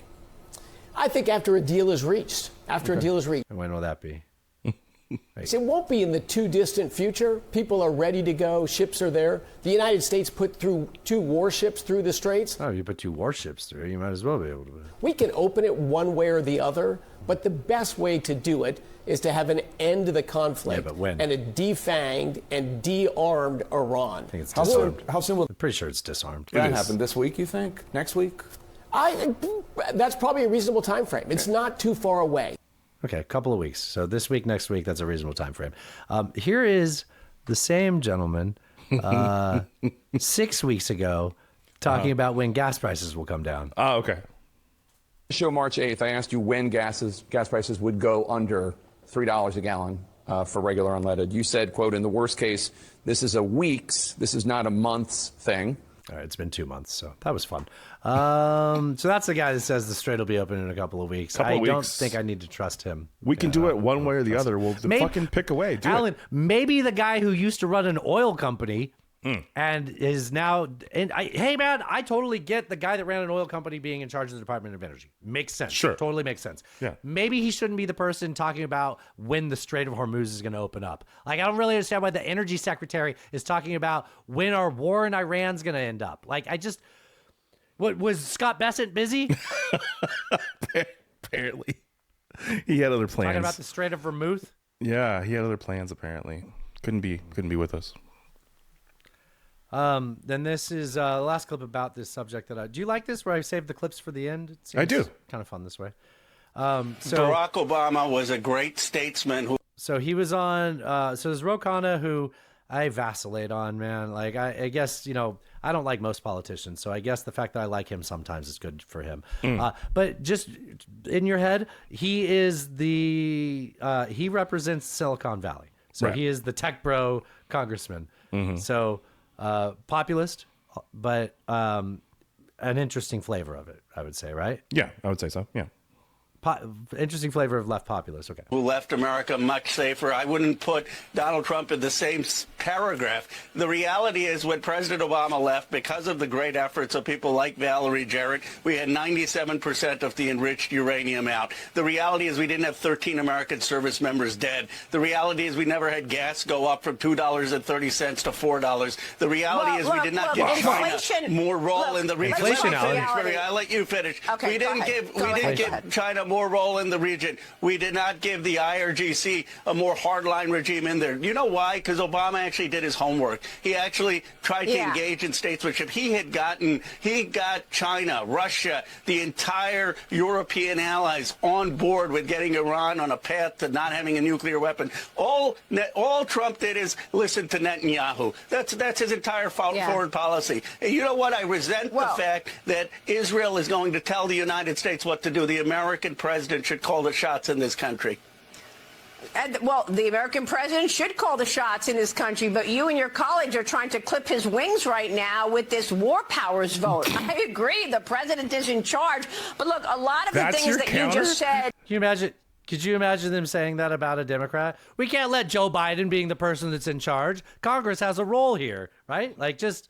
Wow. Right? Like, just have some consistency and understand the process of how our government's supposed to work. Are just not true, Congressman. I mean, look, we have to look at this realistically. And President Obama sent money to the Iranians, and what did they do? They resumed their buildup of... I'm itching to talk about this. It's not true. Enrichment. That's not true. Yeah, Not true. What's not true? What's not true? What specifically about that sentence is not true? There was a deal that we reached to get 97% of the enriched uranium out. In the process of that, Iran had certain assets that were Iranian assets, wasn't our money, that was unfrozen. And that was a deal that China, Russia, France, It was their frozen assets that were prior to the revolutionary government taking over, right? Like this was the prior regime's assets that got frozen when the revolutionary government took over. UK, Canada, the United States all agreed to. And then Yeah, that's huge, by the way. He's got a good point that China, the foreign countries all around the globe agreed to those assets being sent back to them. It wasn't just Barack Obama. The deal that China, Russia, France, UK, Canada, the United States all agreed to. And then you had President Netanyahu Obama come in and try to torpedo it. And I love how he said it wasn't that. She's like, yeah, so Obama sent the money. Like, you just heard that, right? I did, yeah. AIPAC tried to torpedo that deal. We were on a path to having a denuclear Iran, but what happened is it wasn't in Netanyahu's interest and AIPAC's interest, and they've dragged us into another war in the Middle East. I just wanted to say $1.5 billion so bad. Hurry up. They've hurt American people, and the American people are tired of it. They want people who are going to be Team America. They want people who are going to bring gas prices down here and care about our nation and get us out of these wars, and that's why Obama won. He was against the Iraq War. That's why he was on a path to normalization in terms of getting Iran to be denuclear, and had the whole world on our side. And AIPAC, Netanyahu tore that up. Relax. I like how she's like, you can keep you can keep talking over me, but it doesn't change the fact that I can't fucking hear you over him being right. Like, in fact, it is working. And like, my favorite thing that people trot out is the $1.7 billion that was given to them. It was a $1.7 billion legal settlement from the 1970s about an arms deal that was made for $140 million in principal. And there was $1.3 billion in interest. Like that money was all tied up during that process. Also, a lot of the money that was supposedly given back got whittled away at because they had foreign debts that were owed. So once they accounted for all those foreign debts, there was a handful of money that went back. That was their fucking money that got seized when their revolutionary government took over, and part of getting them to get rid of their nuclear material and promise not to make a bomb and to stay at 3%. We're concerned about them being at 60 now. They're only at 60 because of Trump, right? Breaking this deal. To keep them at 3% was to give them their own fucking money back. What person wouldn't make that deal? Apparently Trump. Especially now. Right now, if that was an option, Trump would be bending over backwards to give them their own fucking money back. Of course. Instead, we're talking about giving them what's the $20 billion? We glossed over that. We're talking about giving them $20 billion of our money. Right, to get back so that we can get their nuclear material out, materials that they only have because we broke the deal that gave them their money to keep them at 3%. Yes. Oh, my God. Like, I sound like a fucking crazy person. And all I can do is cuss and get mad. That's where we are. I resent every one of you fucking red hats that put us in this position and voted for this man 3 fucking times. And you're going to come out here today and be like, I think Tucker's making a lot of sense talking about how we should. Let's get into that, actually. No. Hold on, before we do that. I should let you talk. Yes, okay. So I think what's really interesting about like the last 30 seconds of that clip before Bartiromo interjects is that everything Ro Khanna said, if you put like those words and made an AI that made Trump say them, it would be Trump's speeches in 2020 running up to the 2024 election. Those exact words. We're gonna take care of the American people. We're not gonna get involved in forever wars. Like those exact words would have been in Trump's mouth running up to the 2024 election. And now he's done the complete opposite of that, and you have Ro Khanna saying these things. It's fucking crazy, man. I mean, if this is not the simulacra, I don't know fucking what is. This is insane. Okay, I didn't write. Can you? I was going to ask you at some future time. You told me something the other day that I was like, I want Alan to talk about it on the show. You want to talk about it now? We can go long for that. You were telling me that Trump is proof of simulacra. You said it proves Baudrillard. And I was like, well, I kind of get that, but I'm going to need you to talk about that. Well, so like, so nothing. Give us all a philosophy lesson? Just real, I'm down for it. Okay, we'll do a quick hit here. So essentially, his argument was that like things don't mean what they used to mean. Like words don't have the same meaning. Like they shift, they transition. We're not standing on solid ground. And if you think about Trump as a person, as a political actor, a person on the world stage, like he says one thing and then says a completely contradictory thing like the next day or the next hour, right? He says we obliterated the nuclear weapons in Iran, and then he says we have to go to war with Iran because they have nuclear weapons, right? Or nuclear material. He says the war is over, everything's great, the strait is open, and then we're gonna bomb the fuck out of them. Like, these things are all just contradictory. And the thing is that a large part of the public, and particularly his supporters, have sort of just become used to that, right? And they're just like, okay, this is where we are now. This is what it is, and we'll support that because whatever, we're in a cult, whatever it is. But the things that he did on Easter Sunday seemed to sort of pierce the veil a little bit, in that there were like lines that were crossed, sacred cows or whatever, that seemed to sort of like shake people out of their whatever revelry they were in, where people were like, wait, hold on. You're saying on Easter Sunday that we're going to eliminate entire civilization. You're saying open the fucking strait. You're saying praise Allah, like all these things on Easter Sunday. And then you get people starting to be like, wait. And then the week later, you're arguing with the Pope. Right, right. Starting fights with the Pope, yeah. Yeah, but like this, the whole thing, the idea that like Ro Khanna could be on Bartiromo's show saying something that Trump would have said running up in 2023 or 2024, running up to the election, is just if that's not proof that that's where we are. I think one thing about that, of the simulacra being somewhat, it's just fluid. I will say in Ro's defense, I mean, you see him working with Tom Massey for a reason. I'm not saying that I don't disagree with anything that Ro just said. I think we knew that what Trump was saying was bullshit when he was saying it. Right. He was lying at the time, obviously. Yeah, he was saying, what can I say to get elected? And now you can see that he was lying because he did the exact opposite of what he was saying then. Well, some people didn't see that until just this week. And here we have, this has been a very popular person in the last few days. I'm going to play about 30 seconds of Tucker Carlson talking to... Is he talking to his brother? Okay, yeah. You and I and everyone else who supported him, you wrote speeches for him, I campaigned for him. I mean, we're implicated in this for sure. Yes. It's not enough to say, well, I changed my mind, or like, oh, this is bad, I'm out. It's like, in very small ways, but in real ways, you and me and millions of people like us are the reason this is happening right now. Yes. So I do think it's like a moment to wrestle with our own consciences. We'll be tormented by it for a long time. I will be. And I want to say I'm sorry for misleading people. It was not intentional. I'm Tucker. Yeah, I'm not listening to is it alligator? Is it crocodile tears? Is that even the right parable I think on that's this? right, Like, yeah. I'm not like the fucking leopard ate your face and you're out here. Leopards ate my face. Leopards ate my face. I voted for the leopards that are eating on my face. The leopards ate your face, and you're out here being like, well, I need to apologize for this. Bullshit. Like, you voted for this man 3 times. You campaigned for him. You went out in Georgia, 18 months ago and said, Daddy's home, and you need a spanking. Referring to, you called Trump daddy. You called Trump daddy. You don't get to come out here and try to tell me that you're sorry and you can't believe you fell for him. Everybody in the world could see that this is a known liar. Trump is a known liar. If there's one thing that everyone, even the people that like him, know, is he is a known liar. And you know that because you're a smart guy. And you know what you did several months ago or several years ago? We found out when Tucker's lawsuit with Fox News came out where he said, we are very close. This is after January 6th. We are very close to being able to ignore Trump most nights. I truly can't wait. I hate him passionately. I blew up at Peter Navarro today. I can't, like, he was so happy. He thought these are his texts. We saw that he was happy that he thought they were about to be able to move on from Trump. So he fucking knows. So anybody out here who's falling for his bullshit, look, I understand because he's very seductive with the way that he talks. He's very, he has amazing skills of rhetoric, right? He does. But he is a liar.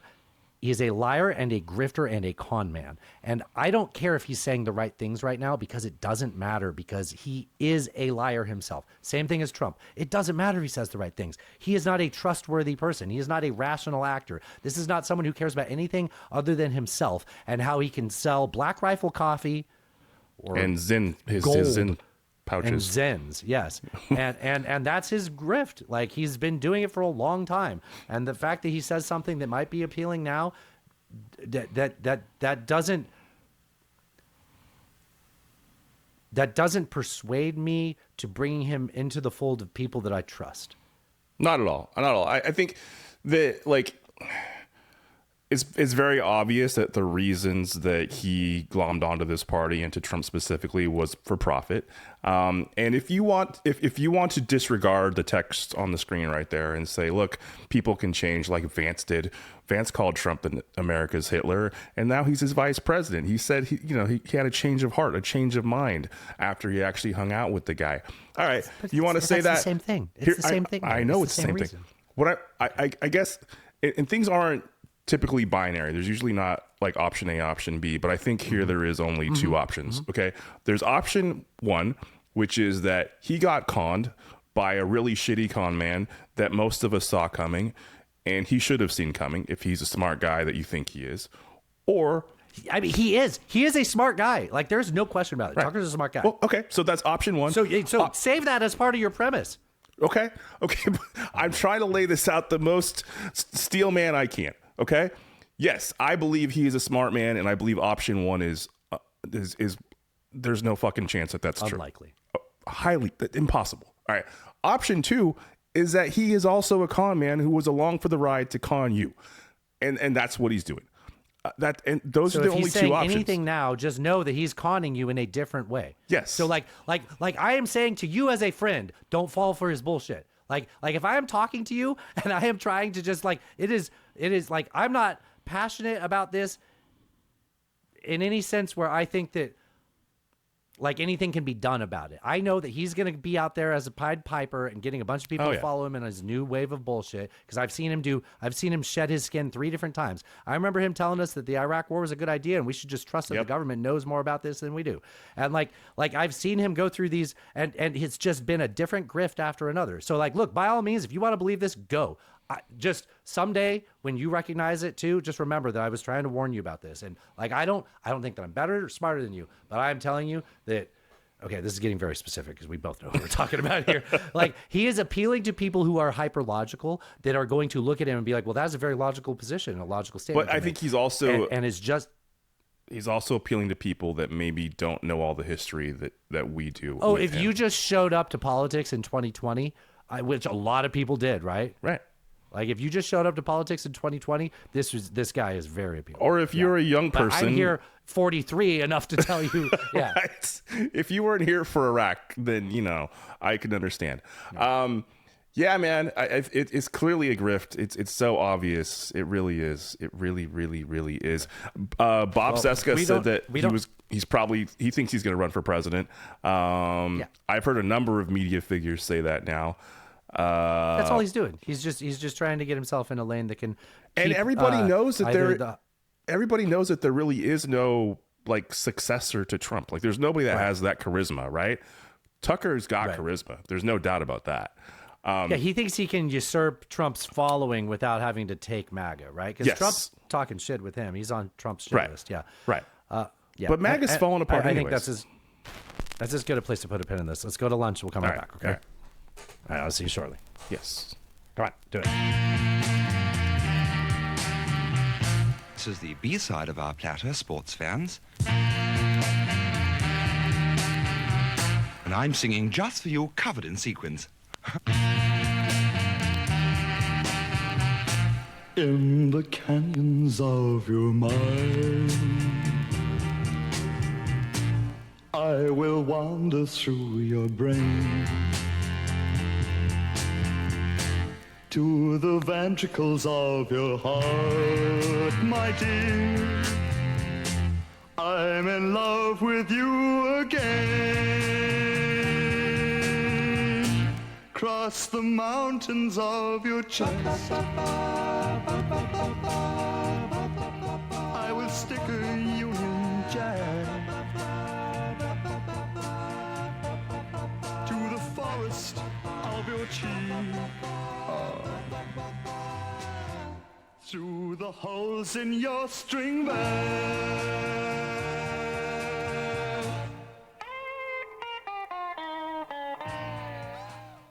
I don't think I want to have a segment where I talk about my dreams every week, so I don't think this will be a new segment, but I did have a dream that I wanted to share. Actually, I have 2 dreams I wanted to share. One was, folks, first, this is going to be the question I was going to ask you. Well, I won't forget the question I'm going to ask you, but I think I might forget to get back to the silly one. So let me tell you the silly one first. Okay. You know how like celebrities will do that thing where they'll like dress up incognito somewhere, like dress up as a homeless person or something, and then like if you recognize them, they'll like give you tickets to something. You know what I mean? Yeah, like, yeah. A stunt. You get the idea. Yeah. Okay. So I had a dream where there was like a homeless guy and he was wearing like a placard, and on the words were like lyrics. He was asking for money. And I was like, I don't have any cash on me. I was like, well, I have $1. And then I looked, and the placard was like some Jack White lyrics. And I was like, hold on, that's Jack White in a homeless man costume. And I go up, and I'm like, hey, man, are you Jack White? He's like, I am. Here's the code for the tickets. You get the tickets. I'm like, all right. And then I had the $1 in my hand, and I was like, I had the $1 in my hand still. I was like, in my dream, which I have control over. I made myself an idiot. I go, well, do you still want the $1?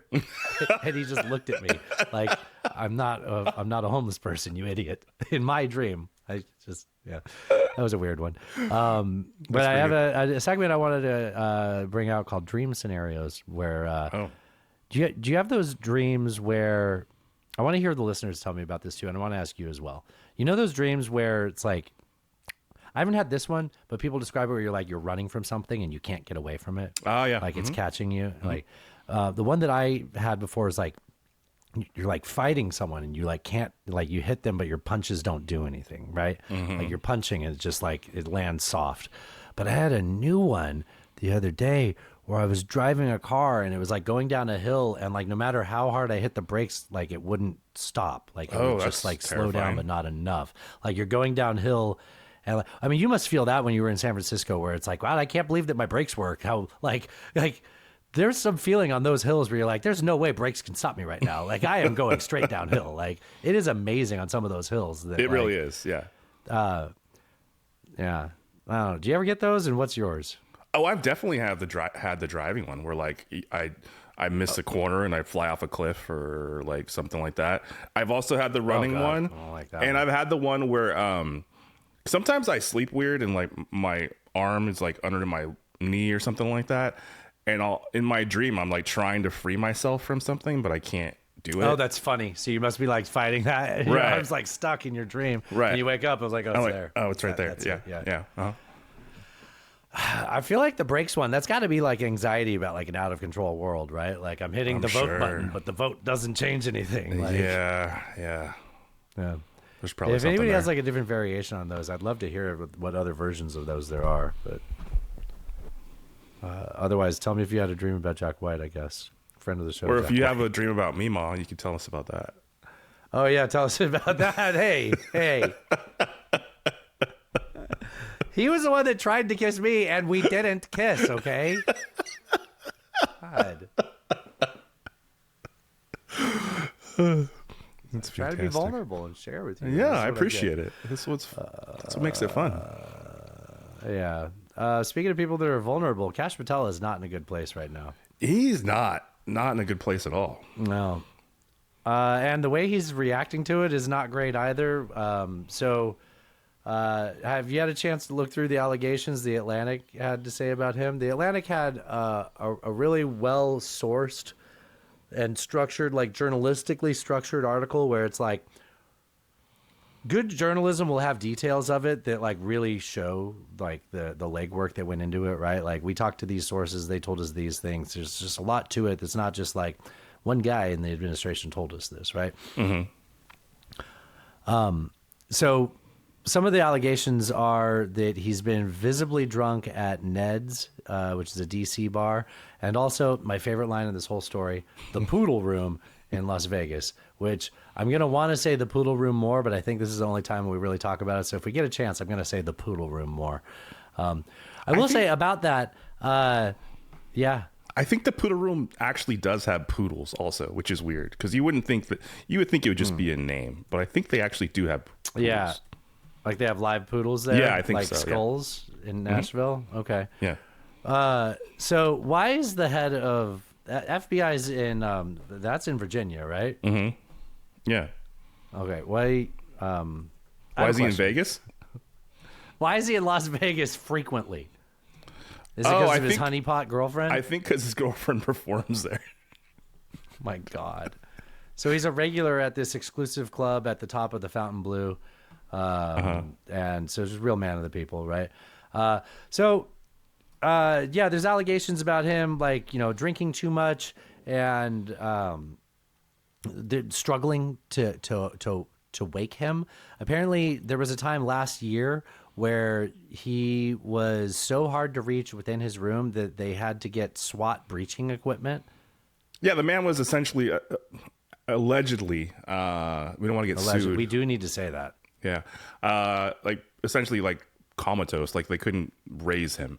And so they busted through the door. Yeah, they give him a sternum rub. Right. They busted through the door to get to him. There's been, the reporting says things like they had to change meeting times to later in the day because he wasn't like coherent, couldn't handle it.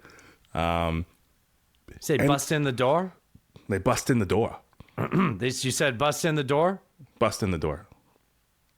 Waving the 4-4? I don't know. I don't think they're, maybe, who knows? And also like, apparently like his credentials something got fucked up with his credentials at the FBI.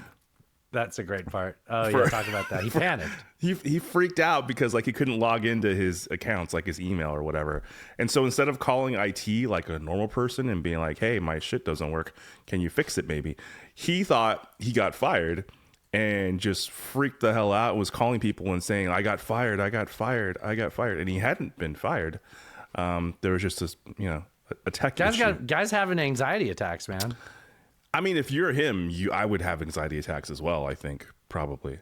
He knows at some point you have to have like imposter syndrome is a thing, but at some point you actually are an imposter and like you're cosplaying as FBI director. He's so well qualified. No, he's not. He's so well qualified.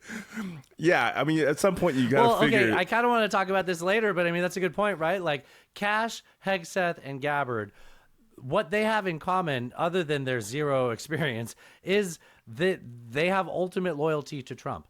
And Trump knows that, right? Yeah. So like they have a job only because they owe it to Trump, and they know that they only have their job because they owe it to Trump. So you see behavior like that because of it.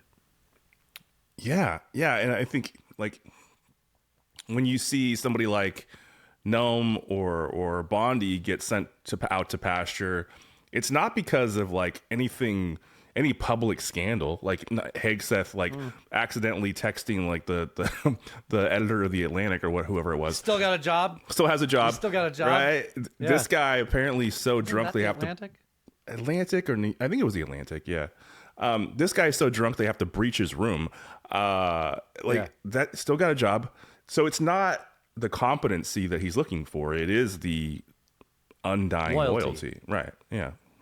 And this man wrote a book about the president. He wrote a children's book. Yeah. Kash Patel wrote a children's book about the president being a king. The king. Yeah. The one thing that's interesting as a result of this, though, is that Kash is now suing he is threatened to sue the Atlantic. Mm-hmm. His lawyers filed a complaint. Mm-hmm. This is an actual line in the complaint. It was print it. So let's see. This is Kash Patel. The complaint includes this. Yeah, Kash Patel's actual quote to the Atlantic saying, "Print it, all false. I'll see you in court. Bring your checkbook." And then he included that in his complaint.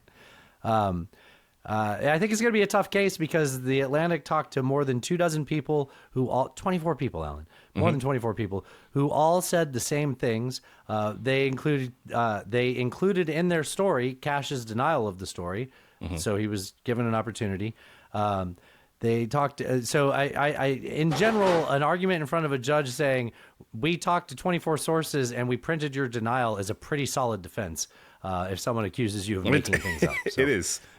And that quote that you had earlier, the printed all false, that was his response to them asking that they sent him the article and asked him for comment on it. And that's what he said. Yeah. He also in the complaint, in the 19-page complaint that he filed, he also says his lawyers typed this up. They never contacted Ned's or the Poodle Room for corroboration. These are words. By the way, I checked if the Poodle Room has poodles, and it says they do not permanently house them, but occasionally have them for special events. Special event poodles. Event poodles. Very nice. Yes. So between Kash Patel, Pete Hegseth, and that woman that led the Department of Labor that stepped down for drinking too much and other scandals, have they considered calling this the liquor cabinet? I did want to talk about Tulsi a little bit more. So despite the war in Iran being like huge news, right? It should be the largest file on her desk. Yes. Yeah. The director of national intelligence probably should have instead she's talking about that criminal referral for Atkinson regarding the 2020 election. So can you refresh that for the audience? I know you paid more attention to the Lawfare episodes than I do. So this is the whistleblower that resulted in, I think, Trump's first impeachment, right? Is that right? And so she's saying that that was all coordinated by intelligence agencies, and she is moving or asking the DOJ to go after him, which is obviously the complete antithesis of what the whole whistleblower protection is supposed to be. And the things that he said in his whistleblower complaint we know are true because there was a whole case about it. Like, we know all of that. The things that Trump said on the phone call, we know there's transcripts, right? Right. So it was a perfect phone call.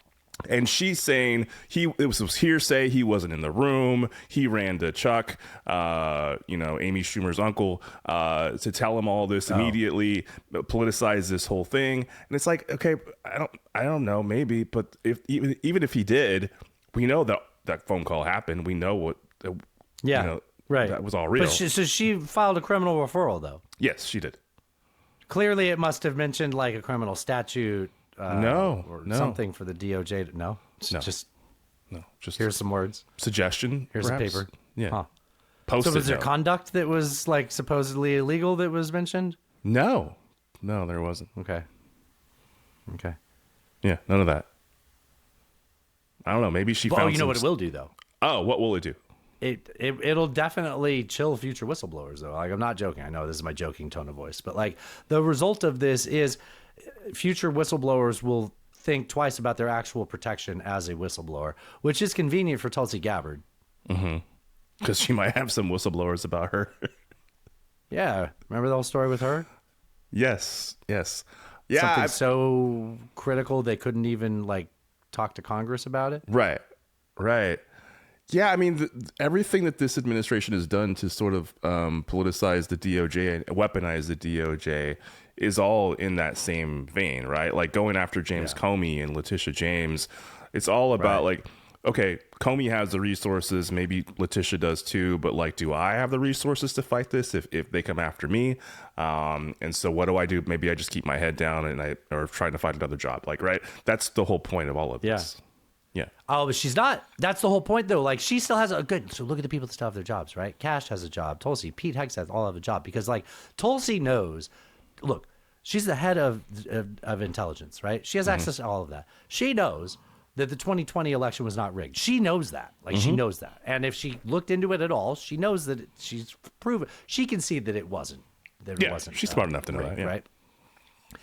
And she knows that there was no intelligence threat from Iran. Right. So we're in this position with Iran because the president wanted us to. And she has access to all the intelligence, saw that there was no change of status with Iran that justified this war. Right. And she knows that when Bibi talked Trump into it, that they turned to the intelligence community and asked them to give an assessment about the invasion. And the response from the intelligence agencies was that it was farcical. Right. She knows that. She knows that. And she's still there. And she's still caping for him, right? And most significantly, she knows that Trump knows she knows, and he notices that she has kept her fucking mouth shut. So that's why she keeps her job. It doesn't matter if she does. I think that's a logical we're conclusion. We're at Iran, yes. And you don't see Tulsi talk about anything other than this Atkinson story. The one who was selling shirts about no war with Iran, like, I don't know, a couple years ago. Yeah, that one. Yep. I got distracted because we got a new Patreon subscriber. Oh, cool. Oh, yeah. Do you want to announce their... Prophet of S-P-I-Z-Z? Prophet of S-P-I-Z-Z. I don't know how to pronounce that. But yeah, okay. Thank you. Welcome to the party. Welcome. I don't always get a notification mid-show. That's kind of fun. Okay, let's do a little bit of the Trump cult, and maybe we get out of here with a little bit of funny stuff, and we'll get going. So funny stuff. Let's do. I got some Trump cult. Actually, I have some best of the left. I'm really looking forward to. Okay. So here is the President of the United States. He's mad at the speechwriter because they included just a really like, what kind of word is this? Probably about $4,000 or $5,000, and they wanted to raise your taxes. The great big beautiful bill also slashed taxes on millions of American small businesses, including restaurants, dry cleaners, corner stores. What is a corner store? I've never heard that term. I know what a corner store is, but I've never heard that term. I know what a corner store is. Corner store. What is a corner store? I've never heard that term. I know what a corner store is. Hold on. Let me just do this. Like, let me a non-90-year-old person with a soft palate issue or whatever the fuck that is. Right. Corner stores. What is a corner store? I've never heard of a corner store. I know what that is. Those were the words? Those corner are the store? words. What is a corner store? I've never heard of a corner store. I know what that is. Stores? What is a corner store? I've never heard that term. I know what a corner store is, but I've never. You don't get to say all those words in a row. No. Relax, guys. You don't get to say all of those in a row. Like, somebody should be very concerned for your well-being if you say these in a row. Cleaners, Corner stores. What is a corner store? I've never heard that term. I know what a corner store is, but I've never heard it described. A corner store. What? Who the hell wrote that, please? And more. And they laugh, just like. Because nothing matters. God. Yeah. Corner stores. What is a corner store? I don't know what the hell that is. I know what a corner store is, but I've never heard. You can't make this and shit that's up. exactly his Iran policy. The straits open, the straits closed. We don't have a problem with the straits. Boats can go through. Like, it's just a dude. Oh, well, I have good news, Alan. Our military will no longer be required to take the woke flu vaccine. Under the disastrous Biden administration, this Pentagon waged an unrelenting war on our warriors on many fronts, including when it came to denying them simple medical autonomy and the freedom to express their religious convictions. In other words, our men and women in uniform were forced to choose between their conscience and their country, even when those decisions posed no threat to our military readiness. You know what I'm talking about, what happened to COVID-19 and the vaccine. No more. That era of betrayal is over. Under President Trump, the War Department continues to take decisive action to once again restore freedom and strength to our joint force. We're seizing this moment to discard any absurd, overreaching mandates that only weaken our warfighting capabilities. In this case, this includes the universal flu vaccine. So soldiers won't have to take the flu vaccine anymore. Shout out to War Murals for this stat. During the 1918 pandemic, 45,000 military members died from the flu. So yeah, no more of that woke flu. The Spanish flu, Spanish flu, yeah. This was to make a pun. I'm not going to make a pun. I think I talked about. I said that I did threaten that we were going to talk about Trump's Fed chair nom. So yeah, I guess we'll do that. We'll do that. We'll do it real quick. But I do want to get to this best of the left. Okay. I'm only playing this because I said I'd have to. I want you to know I resent. That's cool. I love it when the page doesn't load. I resent this Kevin Marsh guy. No, Kevin Warsh. Kevin Warsh. Kevin Warsh. Tell us. I resent him making Elizabeth Warren look so. You know what? To be honest, I mostly just don't like her voice, and I realize that makes me sound like a pig. Let's go, girl. But I just don't like I don't like listening to Elizabeth Warren the same way I don't like listening to RFK. It's the same part of my ears that I don't like it. Okay. I have bad internet connection. This is great. Assets, Mr. Warren, are you refusing to tell us if you have investments, for example, in vehicle setup to advance Jeffrey Epstein? Is that what you're telling us? You just won't tell us? Senator, what I'm telling you is that those assets that you represent as Juggernaut will be sold if I'm confirmed before I take office and sign the oath of office. Let me follow up on that. Will you at least disclose how you plan to disclose and divest these secret assets? I'm sure you understand that the public might question your motives if, for example, billionaire Stanley Druckenmiller, who you honored in your opening statement, and who makes a living guessing what the Fed will do next, cuts you a massive check for $100 million as you take the oath of office to become the new Federal Reserve Chair. Senator, as you know, it sounds like your fight might not be with me, but the Office of Government Ethics. Okay, so he's slick and he's pivoting around that, not answering direct questions about his. Yeah. Oh, you didn't see any of that? Don't blame me. Blame your shitty ethics committees that can't stop me from breaking laws. Yeah. Like, okay, cool. Well, don't worry. Senator John Kennedy from Louisiana went on later to sane wash all of this. Sock puppet. Are you a sock puppet? I heard the reference from Senator Warren. Yeah, what is it? I'm not sure I know. I think it's that thing you stick your hand in. Yeah. Kind of like this? Yes. What's a human sock puppet?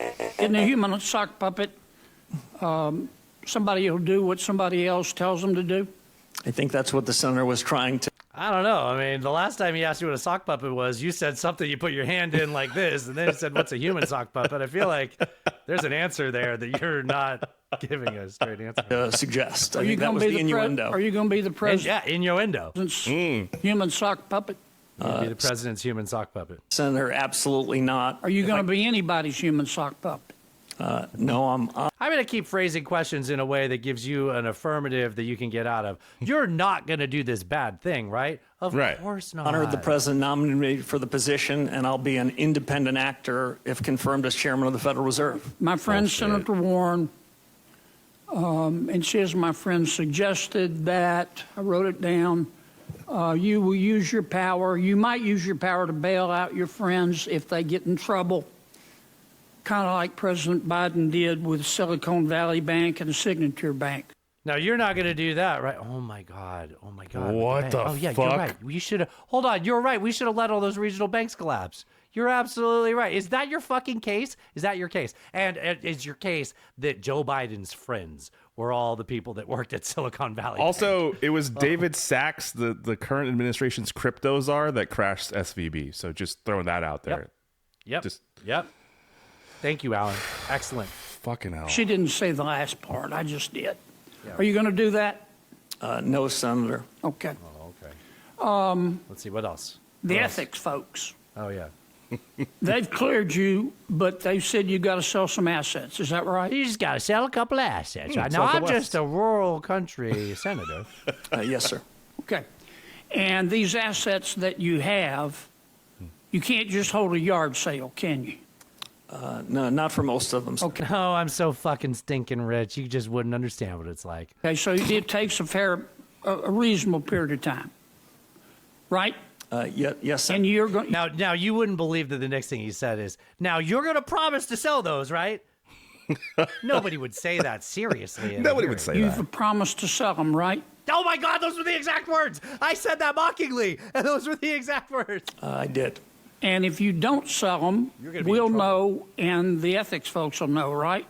Yes. But you will be in a 10-year term, and nobody will have a spine to remove. Yeah, you nobody's from going to do it. anything about it. I will right? remind you, Alan, that this is the body of people that approved the person into the position that Tom Tillis said maybe they should have a little bit more consideration before they appoint these people, given the fact that they keep having to drop out for ethical reasons. But what do I know? I'll do a little bit of the best of the left. I think I'm going to save this one for our hidden track for tomorrow. Okay. Friday. I've got Cory Booker blaming the Democrat voters instead of the DNC for putting up dogshit candidates. But I want to showcase America's favorite physical therapist turned presidential prognosticator. My birthday, and the president gave me a present by shitting his pants, which is why he stood with his feet so far apart so it wouldn't get too uncomfortable. Seriously, today is my birthday. I'm 42 years old. You want to give me another birthday present besides watching the hell out? I'm a physical therapist with a doctorate in my field. I know exactly what the fuck I'm talking about, all that. I'm a physical therapist with a doctorate in my field. I know pants shitting if I see one. The president's got his legs spread wide because he shit his pants. And then his Because hand. the bruising is getting worse because he doesn't have much time left on this earth. Now he's got a, you know how the dumbest thing Donald Trump does is that he creates unnecessary timelines. Artificial deadlines, yeah. Artificial deadlines, yeah. Now, it would be really crazy if this... Look, man, me and you don't like the president either, right? And I don't like being adversarial to people who are critical of the president, but this guy is just like, trust me, I'm a physical therapist. I have a doctorate in physical therapy. I can tell if the president's dying of dementia. And now he's about to say this. This was on Saturday. This was on Saturday. Okay. We're within a 5-day window, I believe, where he will either leave the land of the living or they will be forced to impeach him or invoke the 25th Amendment, which they've already started the process for, just like I predicted. Thank you for your attention to this matter. And then that takes us to Monday. Okay. Narcissist. The president has been posting some weird shit because he has frontotemporal dementia, and he's also a malignant narcissist. Who's Trust me, I'm a physical therapist. I would know. And it's this weird video where he's like having blood put across his face. That was weird. He did that on 420. You saw that, right? Did you see this video? It's very strange. It's very strange. Yes. Okay, you did see it though. I mean, experiencing maybe somebody hasn't. narcissistic collapse. I'm a physical therapist with a doctorate in my field and 14 years experience working in home health care, treating geriatric patients with dementia and some narcissism mixed in too.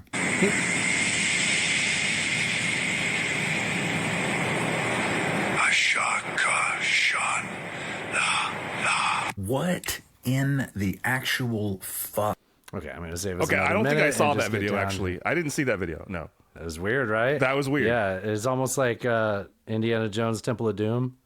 Yeah. With blood on his face, with some sort of occult chant. This is not somebody who's well. He also posted Sinatra singing My...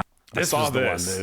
You sent Okay, this. so Yeah. when boomers he's older than boomers. He's silent generation, right? But when boomers start breaking out Frank Sinatra, I Did It My Way, they have their finger on the nuclear button, I get anxious. Like that's like that is like, hey, nobody else had the nerve to do this, but in the end they can say I'm wrong, but I did it my way. My way. The final curtain. Oh, thank God. Jesus Christ. This will be over soon. I believe within 3 days from now. That 2 days later, he's on. He'll either leave the land of the living or they will be forced to remove him by impeachment or 25th Amendment. Okay. I mean, I will give him credit for sticking with his He's consistent, timeline, yeah. Which brings us to today. Oh, we're almost there. Again, American. Why is he wearing? It's the When same were these shirt. all filmed? I don't know. That's weird. I've never noticed that before. That's weird. You had the same shirt on for all three of these videos. Yes. The president is sabotaging his own ability to bring an end to the war in Iran because he has dementia and he can't shut the fuck up on social media about it. I'm a physical therapist with a doctorate in my field and 14 years experience working in home health care treating. When you hear it in 3 clips in a row, you really get why it's like you roll your eyes at this guy, right? Yes, Like, yeah, 100%. Yeah. Okay. Noting the sensitivity of the negotiations and Iranians' deep mistrust of the U.S. Compounding matters, American officials suspect there is a... Oh, actually, hold on. This was pretty. No, we'll talk about that. Do we have that thing in other news about how he was trying to be a crazy person for a reason, and that the cabinet was nervous about him? Tactful about anything to do with the war that he started in Iran, because his frontal lobe is shrinking inside of his skull, and he can no longer reality test one of the most important functions of the frontal lobe. I don't doubt that. Like, I don't have any doubt that that's true. The Iranian government went so far as to create this meme with J.D. Vance's face plastered on. Yeah, it doesn't matter because that's just news from today that didn't happen. Right. I think we do have that in other news, yes.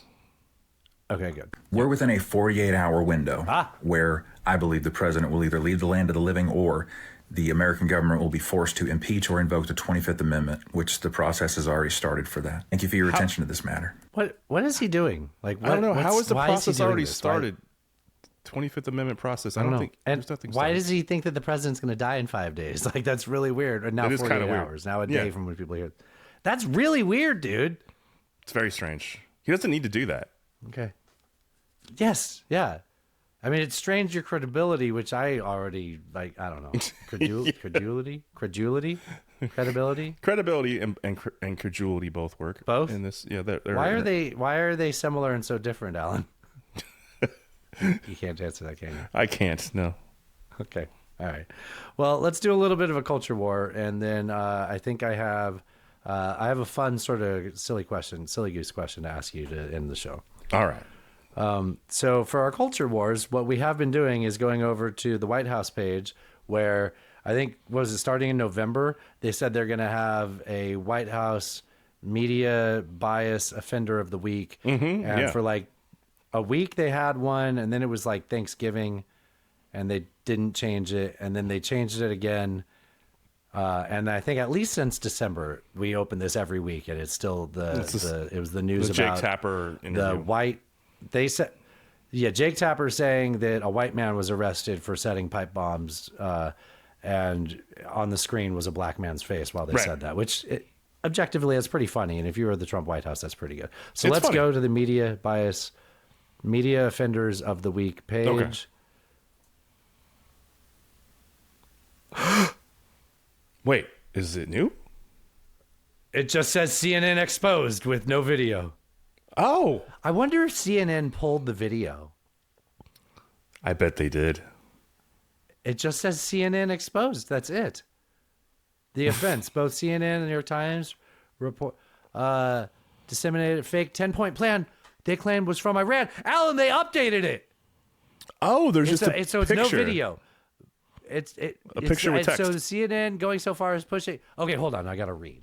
Both CNN and the New York Times disseminated a fake. I can't believe they changed it. It was the media bias offenders of the week for like 6 months. I got real lazy with this. Decimated. So the New York Times disseminated. CNN and the New York Times disseminated a fake 10-point plan they claimed was from Iran. This is old.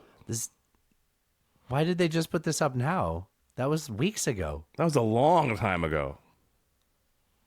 Here's the source that they're quoting. Let's see what the CNN source. I don't want to have to click on agree. I just want to get a date. April 8th. Okay, I mean, at least April 8th. That's still old. Wow. That's yeah. Wow. I'm not clicking on agree. I don't want to do terms of service. Wow. Yeah. The POTUS's Troth post. Also April 8th. So, wait, hold on. We just checked this last week. We just checked. Yeah, it wasn't here. And the week before that, which would have been, I think, April 8th itself. So 13 days later, this is very bizarre. Which means they're aware that they've had the old shit up there for months. Right. And they just changed it. That's kind of funny all in itself. Wow. Well, congratulations to them for, hey. You know what, then...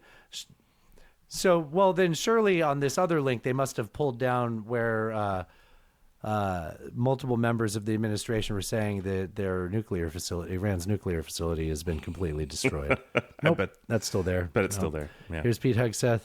Here's multiple quotes from Hegseth. Marco Rubio, the Iranian nuclear program is nothing like it was. Everything's underneath the mountains in bad shape. Witkoff saying that reporting out there suggests otherwise is completely preposterous. So, that's fun. That's still there. I guess we can always come back to that one. We'll always have that one. We'll always have this. Okay, this has nothing to do with any of the news. We are a silly lot, and we try to have fun while we talk about the news, right? Indeed. Okay. So I saw somewhere where somebody was asking someone whether they think they have had more pints of beer or wanks. Pints versus wanks. Oh, wow. That's a really good question. Now, these were a couple of younger lads. Okay. So to them, it could be a little bit more in question. I would like to think that by our mid-40s, Alan, there is a more clear answer on one of these than the other. It's definitely pints. It's got to be pints, right? Yeah, it's 100% pints. Yeah, but 100% pints. I mean, it's got to be, right? Because, I had a period in my life where I would have, 6 to 10 beers a day. Sure. I'm not proud of it. Yes. And I jerked off a lot, but not that much. Not that. Even you get a head start, before you drink. Sure. But also, we were naughty boys. We were drinking early too, right? We were, yes. I mean, I don't mean to brag, Alan. I was an underage drinker. Woo, woo, woo. Wow, look at us, rebels. So the real question, I think, is at what age do you think the line surpassed... If it was it was lines on a chart, when did they diverge? At what age do you think the drinking surpassed the wanking? Oh, early. Probably really early. 23? Yeah, somewhere in there. You go younger? 23 seems about right. As a kid. I would go with 23 because, I was treating my body like an amusement park for a while. Of course, we all right? were. Yeah. And it was I was probably keeping up, right? I was doing just as many of each, double fisting it, Alan. Oh, God. Okay. I don't think there's going to be any. I thought maybe we would mine this for some gold, and I found that vein. Vein! Okay. We're gonna stop while we're ahead. No! I didn't write anything. I swear to God, these are disgusting and terrible puns. I think we got to the root of all of that, Alan. The root of it, yeah. Mm-hmm. Mm-hmm. We got to it. We got there. Well, anyway, if you'd like to support this fine program, head on over to nonetaken.horse, and we will be back tomorrow with some more dumb bullshit. Indeed, we will. Concludes our broadcast day. Have fun storming the castle. Jeeves, bring me the battery acid. It's not for women. When a guy's banging you, y'all let me in his damn house. Oh, how about that? Come in the name of peace. LMFAO. So what in the world is this? Trump's pee-pee. Why would you say something that stupid? I come without explanations or solutions. I'm a very sexy lady, cat turd. I will not suffer this harlot. How great! An anti-American Marxist. Ted Cruz, go fuck yourself. Read the news. China is asshole. God bless the United States. Bye-bye. Podcasting. I still haven't gotten used to bye-bye. Drive safe, buddy. Cheers. That was fun. Cheers. Oh, wait, no. Maga de Linda Est. Nailed it. There you go.